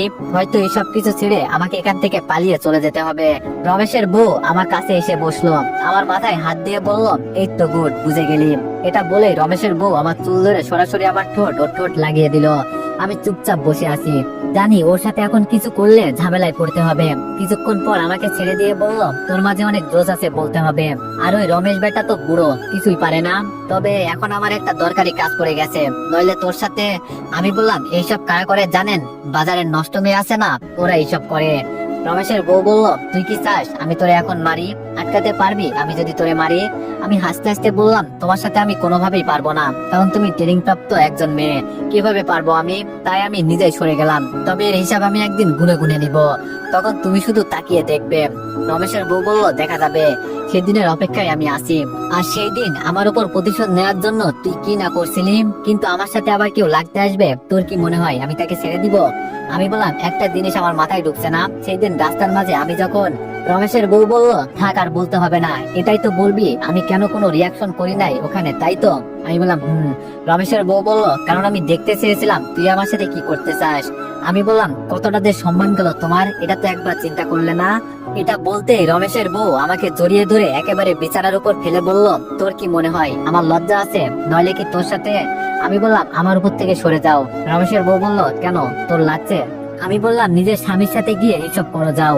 রমেশের বউ আমার উপর থেকে উঠতে উঠতে বলল, আবার খুব শীঘ্রই তোর সাথে দেখা হবে, তবে তুই অনেক কিউট, দেখে আমার কেমন জানি লোভ লেগে গেছে, ফালতু মেয়ে কোথাকার। এটা বলে সামনের দিকে হাঁটা দিলাম। ইস, বুকটা আমার এখনো ব্যথা করছে, এটা মেয়ে নাকি অন্য কিছু? শরীরে এত শক্তি কোথা থেকে এলো এর? দূর থেকে দেখে একেবারে সাধু মনে হয়, আর কাছ থেকে ওয়াকসি। আজকাল এই দেশে কি যে হলো এটাই বুঝি না, নিজের স্বামী রেখে এ ওর সাথে পরকীয়া করে, আবার ভিডিও করে ভাইরাল হওয়ার জন্য। বিশ্বাস কর বোন, তোদের যদি একদিন আমার কাছে পাই না, এ হলে তোরে মারবো, নইলে আমি নিজে মরবো। আর মৃত্যুকে তো এখনো আমি মাফ করি নাই, ওকে আমার দেখার আছে। তো এভরিওয়ান, নেক্সট পার্টের জন্য সবাই অপেক্ষা করো, আর সবাই একটু বেশি বেশি লাইক আর কমেন্ট করে দিও। ধন্যবাদ। আসসালামু আলাইকুম এভরিওয়ান, বেলা শেষে তুমি গল্পের 7 নম্বর পার্ট। তো চলো বেশি কথা না কইয়া গল্প শুরু করা যাক। বাইরে গিয়ে একজনকে জিজ্ঞেস করতেই বললো, সামনে নাকি আমাদের গ্রাম। যাক, তাহলে এত দূরে আসি নাই। তবে আমার মাথায় এটা ঢুকছে না, আমি ছিলাম ঘুমে, ওরা কিভাবে আমাকে এখানে নিয়ে আসলো? ওরা মানুষ নাকি কোনো জিন? বাসার কাছাকাছি আসতেই দেখি মাইশা দরজার কাছে দাঁড়িয়ে আছে। দূর থেকে আমাকে দেখতে পেয়ে দৌড়ে আমার কাছে আসতে লাগলো। এখন আমার পুরোপুরি বিশ্বাস হয়েছে যে মাইশা 2 জন। এই মেয়ে যেভাবে আমার দিকে দৌড়ে আসছে, যদি একবার আমাকে জড়িয়ে ধরে না, আমার মান সম্মান সব শেষ। আমি হাত দিয়ে ইশারা করে বললাম, মাইশা দাঁড়াও প্লিজ। কিন্তু মাইশা আমার কোনো কথা না শুনেই দুহাত দূর থেকে লাফ দিয়ে একেবারে আমার বুকের মাঝে পড়ছে। আজকে ভাই আমি শেষ। আম্মু যদি দেখতে পারে আমাকে আর রাখবে না। যদি আম্মু জানতে পারে যে মাইশা আমাকে প্রপোজ করেছে, পিঠের ছাল তো তুলবেই, সাথে বাসা থেকে বের করেও দিবে। আমি মাইশাকে জোর করে ছাড়ানোর চেষ্টা করছি, কিন্তু কোনোভাবেই ছাড়তে রাজি না। আরে যা, আম্মু আপু আর তুবা একসাথে বাইরে চলে আসলো। মাইশাকে আমার বুকের মাঝে দেখতে পেয়ে আম্মু তো চোখ লাল করে আমার দিকে তাকিয়ে আছে। এবার কান্নার সুরে বলে উঠলাম, মাইশা আমাকে প্লিজ ছাড়ো, আম্মু আমাকে দেখছে, তোমার জন্য আজকে আমাকে মার খেতে হবে। মাইশা বলল, চুপ করো, তুমি কোনো কথা বলবে না। সকাল সকাল তুমি কোথাও উদয় হয়ে গিয়েছিলে? হ্যাঁ, সবাই এতক্ষণ তোমার চিন্তা করতে করতে কিছু খাই নাই পর্যন্ত, আর আমি সেই কখন থেকে তোমার অপেক্ষা করতে করতে বড় হয়ে গেছে। কতটা যে আমার খারাপ লাগছিল বলার বাইরে। মনে হচ্ছে জানো আমি তোমাকে হারিয়ে ফেলছি। আমি বললাম, দূর, তোমার এত নাটক দেখার সময় আমার নেই, ছাড়ো বলছি, এমনিতেই টেনশনে বাঁচি না। মাইশা বলল, না আমি ছাড়বো না, এই সুযোগ কি আর কখনো পাবো? ওই মানুষ কথায় কথায় বলে না, সুযোগ মানুষের একবারই আসে, আর এটা কাজে লাগাতে হয়। জানো না তুমি, এমনি মাথা গরম হয়ে আছে আর এ আর এক যন্ত্রণা দিয়ে যাচ্ছে। জোর করে ছাড়িয়ে আম্মুর কাছে গেলাম। আম্মু ছোট একটা লাঠি হাতে নিয়ে আমাকে মারতে লাগলো। আমি চুপচাপ দাঁড়িয়ে আছি। আমার আম্মু এমনই, যখন বেশি রাগ হয় তখন আমাকে এভাবে মারে। আপু ভয়ে দাঁড়িয়ে আছে, কিছু বলছে না। পিছন থেকে মাইশে এসে আম্মুর হাত ধরে বলল, আরে আরে আন্টি, আপনি এসব কি করছেন? এভাবে মারছেন কেন কে? আম্মু বলল, ছাড়ো মা তুমি, আজকালও দিন দিন অনেক খারাপ হয়ে যাচ্ছে, কই থেকে যে কই যায় আমাদের কিছুই বলে না। মাইশা বলল, এজন্যই তো বলছি আন্টি, আমার হাতে ওকে তুলে দেন, বাকিটা আমি দেখে নিব। আম্মু আর কিছু বলে নাই, চুপচাপ ভিতরে চলে গেল। মাইশা আমার হাত ধরে বলল, ভিতরে চলেন স্যার, বড় বড় কাজ করে এসে আমাদের কিছুই বলবে না। আচ্ছা বলো তো তুমি কোথায় ছিলে এতক্ষণ? মাইশার হাত ছাড়িয়ে বললাম, আপু বলতো এই মেয়ে আমাদের বাসায় কখন এসেছে? এমনি আমার মাথা গরম হয়ে আছে। আরো এসে ঠাস ঠাস করে আপু আমার গালে দুইটা চড় দিয়ে বলল, কথা বলবি না তুই? দিন দিন সুযোগ পেয়ে একেবারে মাথায় উঠে গেছিস না? যা মন চাই তাই করবি তুই, আর আমাদের কিছু বলবি না, অনেক বড় হয়ে গেলি না? আমি মাথা নিচু করে সামনের দিকে যাচ্ছি। ওই পাখির বাচ্চা আর মিমের হাজবেন্ডকে আমি ছাড়বো না। শালা তোদের জন্য আজকে সবাই আমাকে যে যেভাবে ইচ্ছা সেভাবে মারছে। আমি কি কোনো পুতুল নাকি? আর ভালো লাগে না। আম্মু চেয়ারে বসে আমার দিকে তাকিয়ে বলল, সকাল সকাল কাউকে কিছু না বলে কোথাও যাওয়া হয়েছিল? আমি বললাম, আম্মু আসলে কি বলবো, সকাল থেকে না, আমি রাত 10টার পর থেকে বের হয়ে গিয়েছিলাম। এক ফ্রেন্ড ফোন করে বলছিল আজকে নাকি ডাব চুরি করে খাবে, তাই ওই আর কি। ভাবতেন মিথ্যা বললাম কেন? এছাড়া যদি অন্য কিছু বলি আম্মু জীবনেও বিশ্বাস করবে না। আম্মু ঠাস করে আমার গালে চড় দিয়ে বলল, তোরে আমি এই শিখালাম গিয়ে অন্যের বাড়িতে চুরি করবি? আমি বললাম, আই আম্মু, এখানে আমার কি দোষ? ও বলছিল তাই একটু। এর মাঝে মাইশা বলে উঠলো, থাক আন্টি, বাদ দেন এইসব বিষয়, ও হয়তো একটু এনজয় করছে আর কি। আম্মু কিছুক্ষণ চুপ থাকার পর বলল, মাইশা তোরে প্রপোজ করছিল? এই যা, আজকে আমি শেষ। তাহলে মাইশা কি আম্মুকে সব বলে দিল? মাইশা তো একপাশে লজ্জায় লাল হয়ে দাঁড়িয়ে আছে। আম্মু আবার বলল, আমি কি বললাম? আমি বললাম, জি আম্মু, কিন্তু তুমি তো জানো। আম্মু বলল, কোনো জানাশোনা নেই, আগে তো তুই নিজে একা একা বিয়ে করলি, এখন আমাদের মতে করবি। আমি বললাম, জি আম্মু। মাইশা হাসি মুখে বলল, আন্টি আব্বু আসবে কিছুক্ষণ পর। আম্মু বলল, তাহলে তো ভালোই। আর দীপু, তুই এখন রুমে গিয়ে ফ্রেশ হয়ে নে। আমি চুপচাপ আম্মুর কথা মতো রুমে চলে গেলাম। রুমে গিয়ে দেখি বিছানার উপর একটা ফোন পড়ে আছে, যা দেখে আমি খুব অবাক হয়ে গেলাম। এখানে মোবাইল কোথা থেকে এলো? আমার ফোন তো আমার কাছেই, তাহলে এটা কার? নাকি এটা আমার আপুর ফোন? হতেও পারে। ফোনটা হাতে নিয়ে দেখি একটা ভিডিও অফ করে স্ক্রিনের সামনে রাখা আছে। খুব আগ্রহ নিয়ে আমি ভিডিওটা প্লে করলাম। ভিডিওতে দুইটা ছেলে আমাদের বাসার ভিতরে ঢুকলো। আমার রুমে এসে কি জানি একটা আমার মুখে ছিটিয়ে দিল। এরপরে আর কিছু দেখা যাচ্ছে না। ভিডিও এখানেই শেষ। এখন আমার পুরোপুরি আন্দাজ হয়ে গেছে ওরা কি কি করতে পারে। খুব তাড়াতাড়ি আমাকে এখান থেকে পুরো ফ্যামিলি সহ চলে যেতে হবে।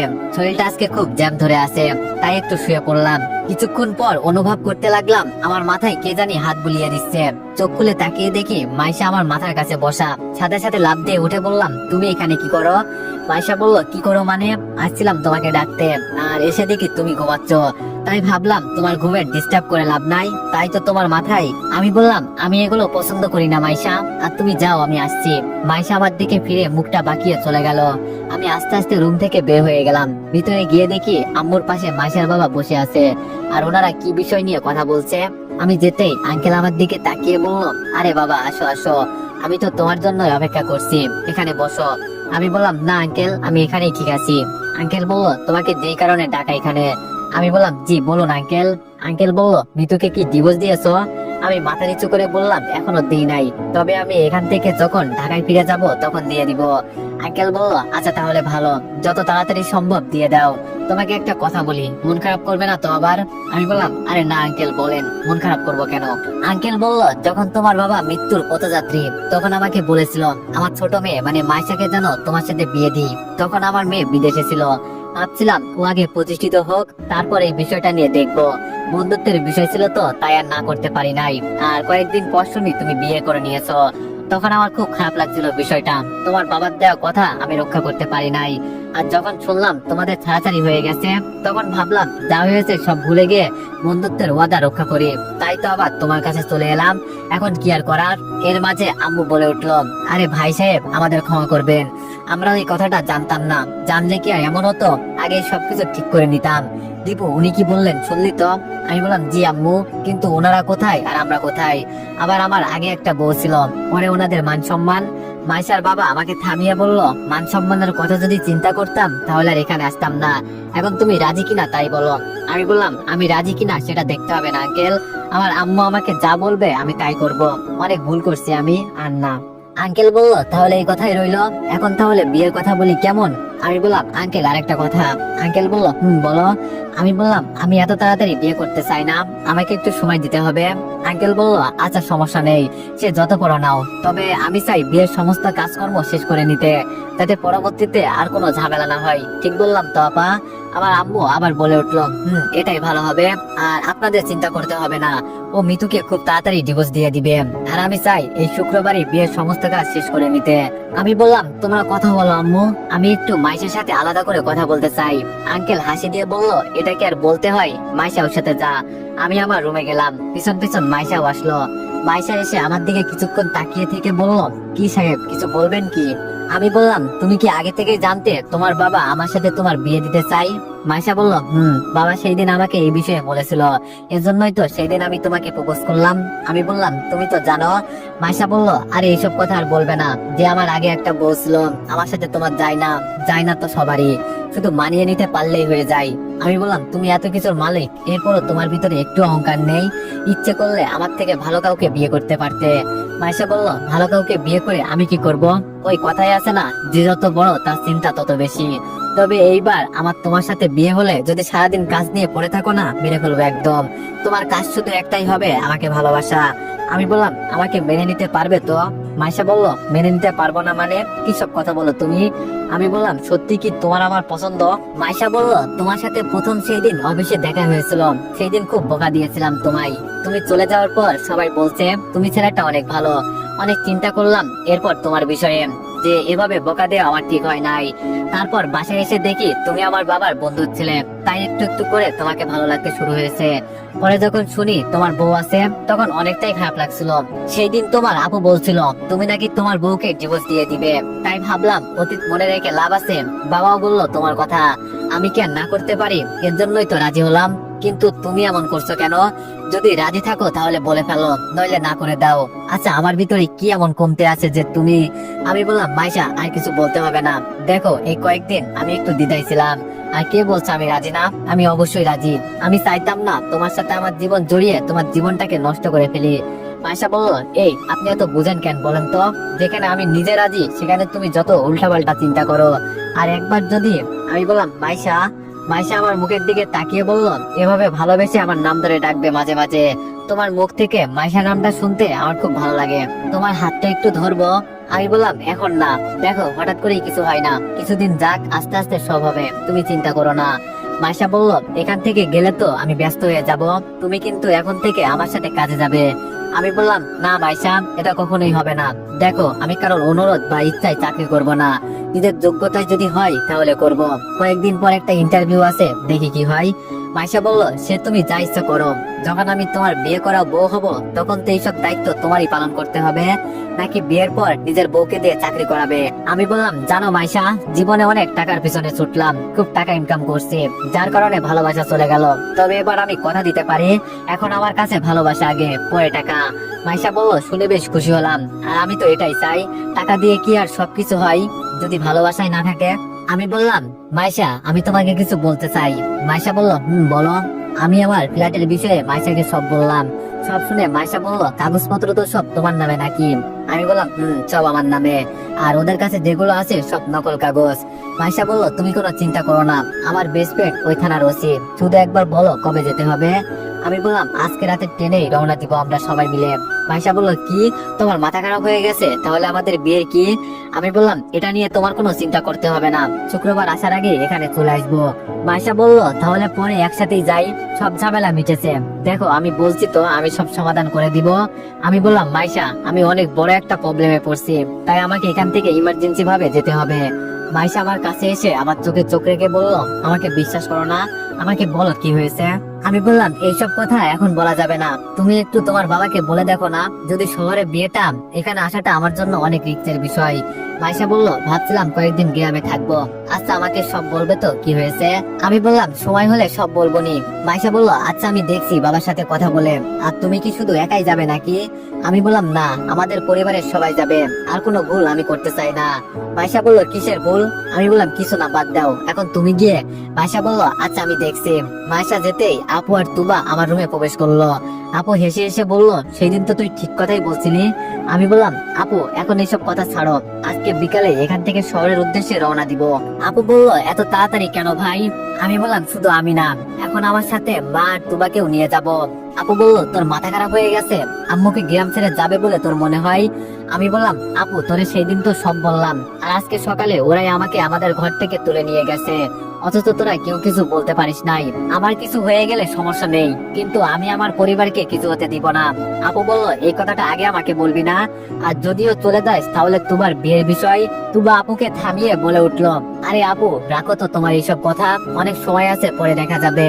আমি বললাম আপু এই নিয়ে তুমি কোনো চিন্তা করিস না, আমি ওর বড় ভাই, সেই হিসাবে সব দায়িত্ব আমার, তুই একটু আম্মুকে বুঝিয়ে বল না।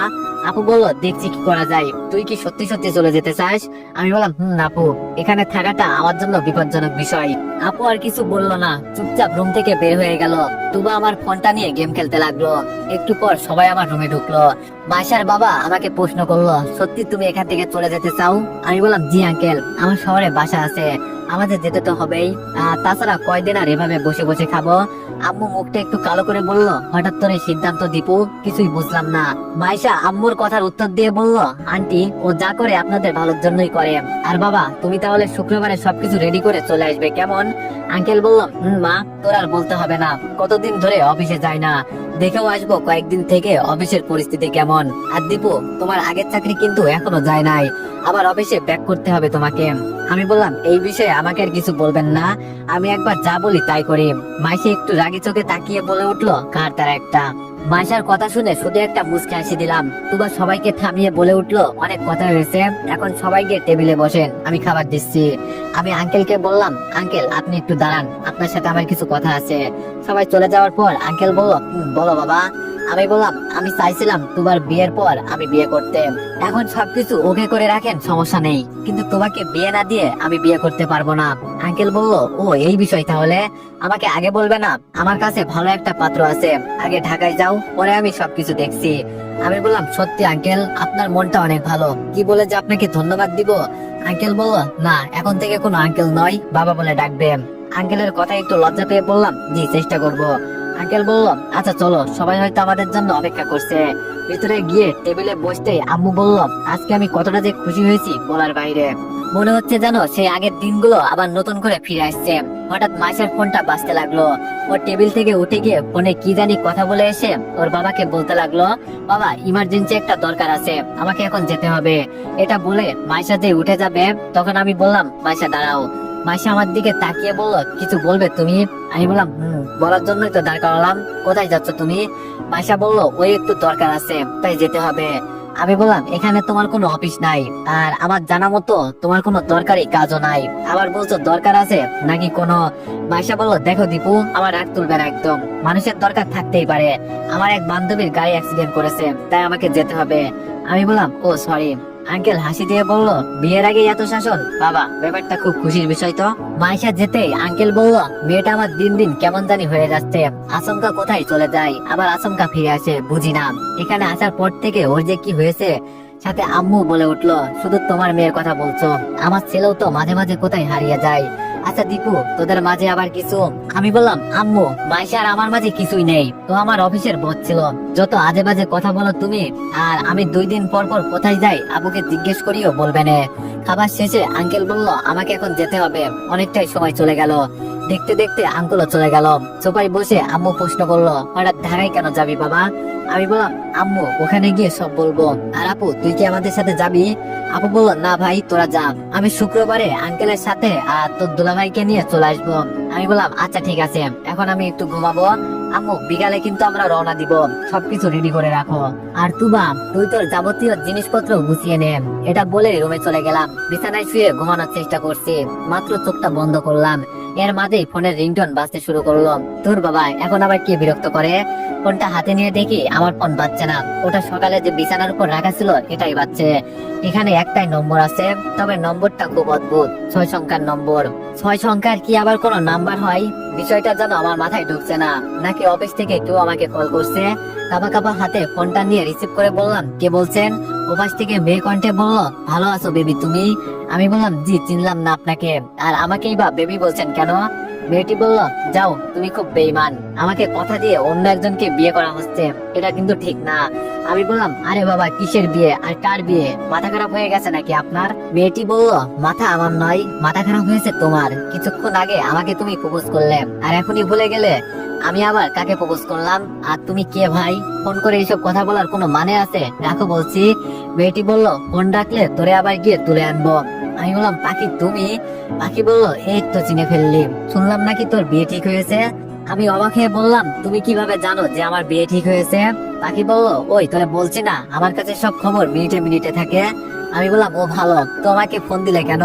পাখি বলল, দিতে চাইনি, শুনলাম আমাদের ভয়ে নাকি তুই গ্রাম ছেড়ে পালিয়ে শহরে চলে যাচ্ছিস। আমি বললাম, আমি চাই না আমার জন্য আমার পরিবারে কেউ বিপদে পড়ুক। আর একটা কথা, আমি তোমাদের পিছনে ছেড়ে দিয়েছি, হলেও তোমরা আর আমার পিছনে আর চেষ্টা করবে না। পাখি বলল, আমরা তোর পিছু নেবো কেন? তুই নিজেই তো খাল কেটে কুমির টেনে নিয়ে ঘরে আইছিস। আমি বললাম, মানে বুঝলাম না। পাখি বলল, এত বুঝতে হবে না, ফোন করলাম এই কারণে যাতে তুই একটু সতর্ক হোস। আর তোর ফ্রেন্ড মিম আছে না, ওর সাথে। আমি বললাম, এইসব কথা শুনে আমি কি করব? ওর হাজবেন্ড ওকে কি করবে না করবে সেটা ওর বিষয়। পাখি বলল, কেন, তোর তো ছোটবেলার গার্লফ্রেন্ড হয়, ওকে বাঁচাবি না? আমি বললাম, হঠাৎ করে তুমি এত ভালো হয়ে গেলে কিভাবে? আমার মাথায় তো কিছুই ঢুকছে না। পাখি বললাম, আগে ঢাকায় যা, পরে সব হিসাব করে বুঝিয়ে দিব। আমি বললাম, একটা কথা বলবো? পাখি বলল, বল। আমি বললাম, আমি যদি তোমাকে বিয়ে করি তুমি কি রাজি হবে? পাখি বলল, মরার খুব শখ আছে না তোর? আমি বললাম, দেখে নিব। পাখি বলল, আমাকে আবার তুই কি দেখবি? আমি বললাম, তুমি আমার সাথে গেম খেলছো? আচ্ছা বলো তো, তুমি মাইশাকে কি সত্যি সত্যি চিনো? উপাস থেকে আর কোনো কথা আসছে না। বুঝলাম ফোন কেটে দিয়েছে। মাইশার কথা বলতেই কেন ফোন কেটে দিল বুঝলাম না। ফোনটা আবার আগের জায়গায় রেখে দিলাম, কোনো কিছুতেই আমার পেট ছিল না। কিন্তু এখানে মাইশা যে কয়জন আছে সেটাই আমি নিজেই জানি না। মাঝে মাঝে আমার মাথা কাজ করা বন্ধ হয়ে যায় এইসব কথা মনে হলে। আবার এর মাঝে মাইশার সাথে বিয়েও ঠিক হয়ে গেল। মাইশা আর পাখির মাঝে অল্প একটু পার্থক্য আছে, সেটা হলো পাখি সবসময় রেগে কথা বলে, আর মাইশা ঠান্ডা মেজাজের একটা মেয়ে। মাইশাকে আমি বিয়ে করতে রাজি ঠিকই, কিন্তু আমার মন মানে না। দেখি সামনে কি হয়। বিকালে রেডি হয়ে সবাই বাসা থেকে বের হলাম। আবুকে বিদায় করে বাসে উঠে গেলাম। একটা হোটেল বুকিং করা আছে, ওখানে গিয়ে রাতে থাকবো। পরের দিন আমার নিজের বাসায় চলে যাব। অনেকদিন ওরা আমার বাসায় থেকেছে, আর না, এখন এর একটা সমাধান করতে হবে। কিছু দূর যাওয়ার পর আম্মু বলল, দীপু ওই দেখ সামনের সিটে মাইশার মতো একটা মেয়ে বসে আছে না? আমি সামনে তাকিয়ে দেখি সত্যি মাইশার মতো দেখতে একটা মেয়ে বসে আছে, তবে পিছন থেকে এতটা চেনা যাচ্ছে না। এটা মাইশা নাকি অন্য কেউ? তুবা সিট থেকে উঠে বলল, ভাই আমি দেখে আসছি এটাকে। তুবা মেয়েটার কাছে গিয়ে জড়িয়ে ধরলো। বুঝে গেছি যে এটাই মাইশা। একটু হলেও আমি অনুমান করছিলাম এটাই যে মাইশা। ও যে আমাদের সাথে যাবে এটা আমার বিশ্বাস ছিল। তুবা মাইশার হাত ধরে আমার কাছে এনে বলল, ভাবি ভাইয়ার পাশে বসো তুমি। আমি আম্মুর সাথে বসছি, আমার পাশে তুবা বসছিল, আর আম্মু পিছনে একা বসছিল, এজন্য আম্মুর পাশে একটা সিট খালি ছিল। মাইশা আমার পাশে বসতে আম্মু প্রশ্ন করলো, মাইশা মা তুমি এখানে কিভাবে আসলে? তুমি না অন্য কাজে গিয়েছিলে? মাইশা পিছন ফিরে হাসি মুখে বলল, আমি যাব নাকি, আর অন্য কারোর সাথে যাওয়ার কথা ছিল আপনাদের সাথে। বাসা থেকে রেডি হয়ে যেতাম, কিন্তু দরকারি কাজের জন্য এমন হয়েছে, তাই এখন থেকে উঠলাম। আচ্ছা তাহলে ভালোই হয়েছে, সবাই একসাথে যাচ্ছি। আমি আর কিছু বললাম না, চুপচাপ বসে আছি। শাশুড়ি আর বউয়ের মাঝে বাম হাত ঢুকানো যাবে না, নইলে আমাকে পিটিয়ে ঠিক করে দিবে। কিছুক্ষণ চুপ থেকে মাইশা আস্তে করে বলল, ওই কি করো?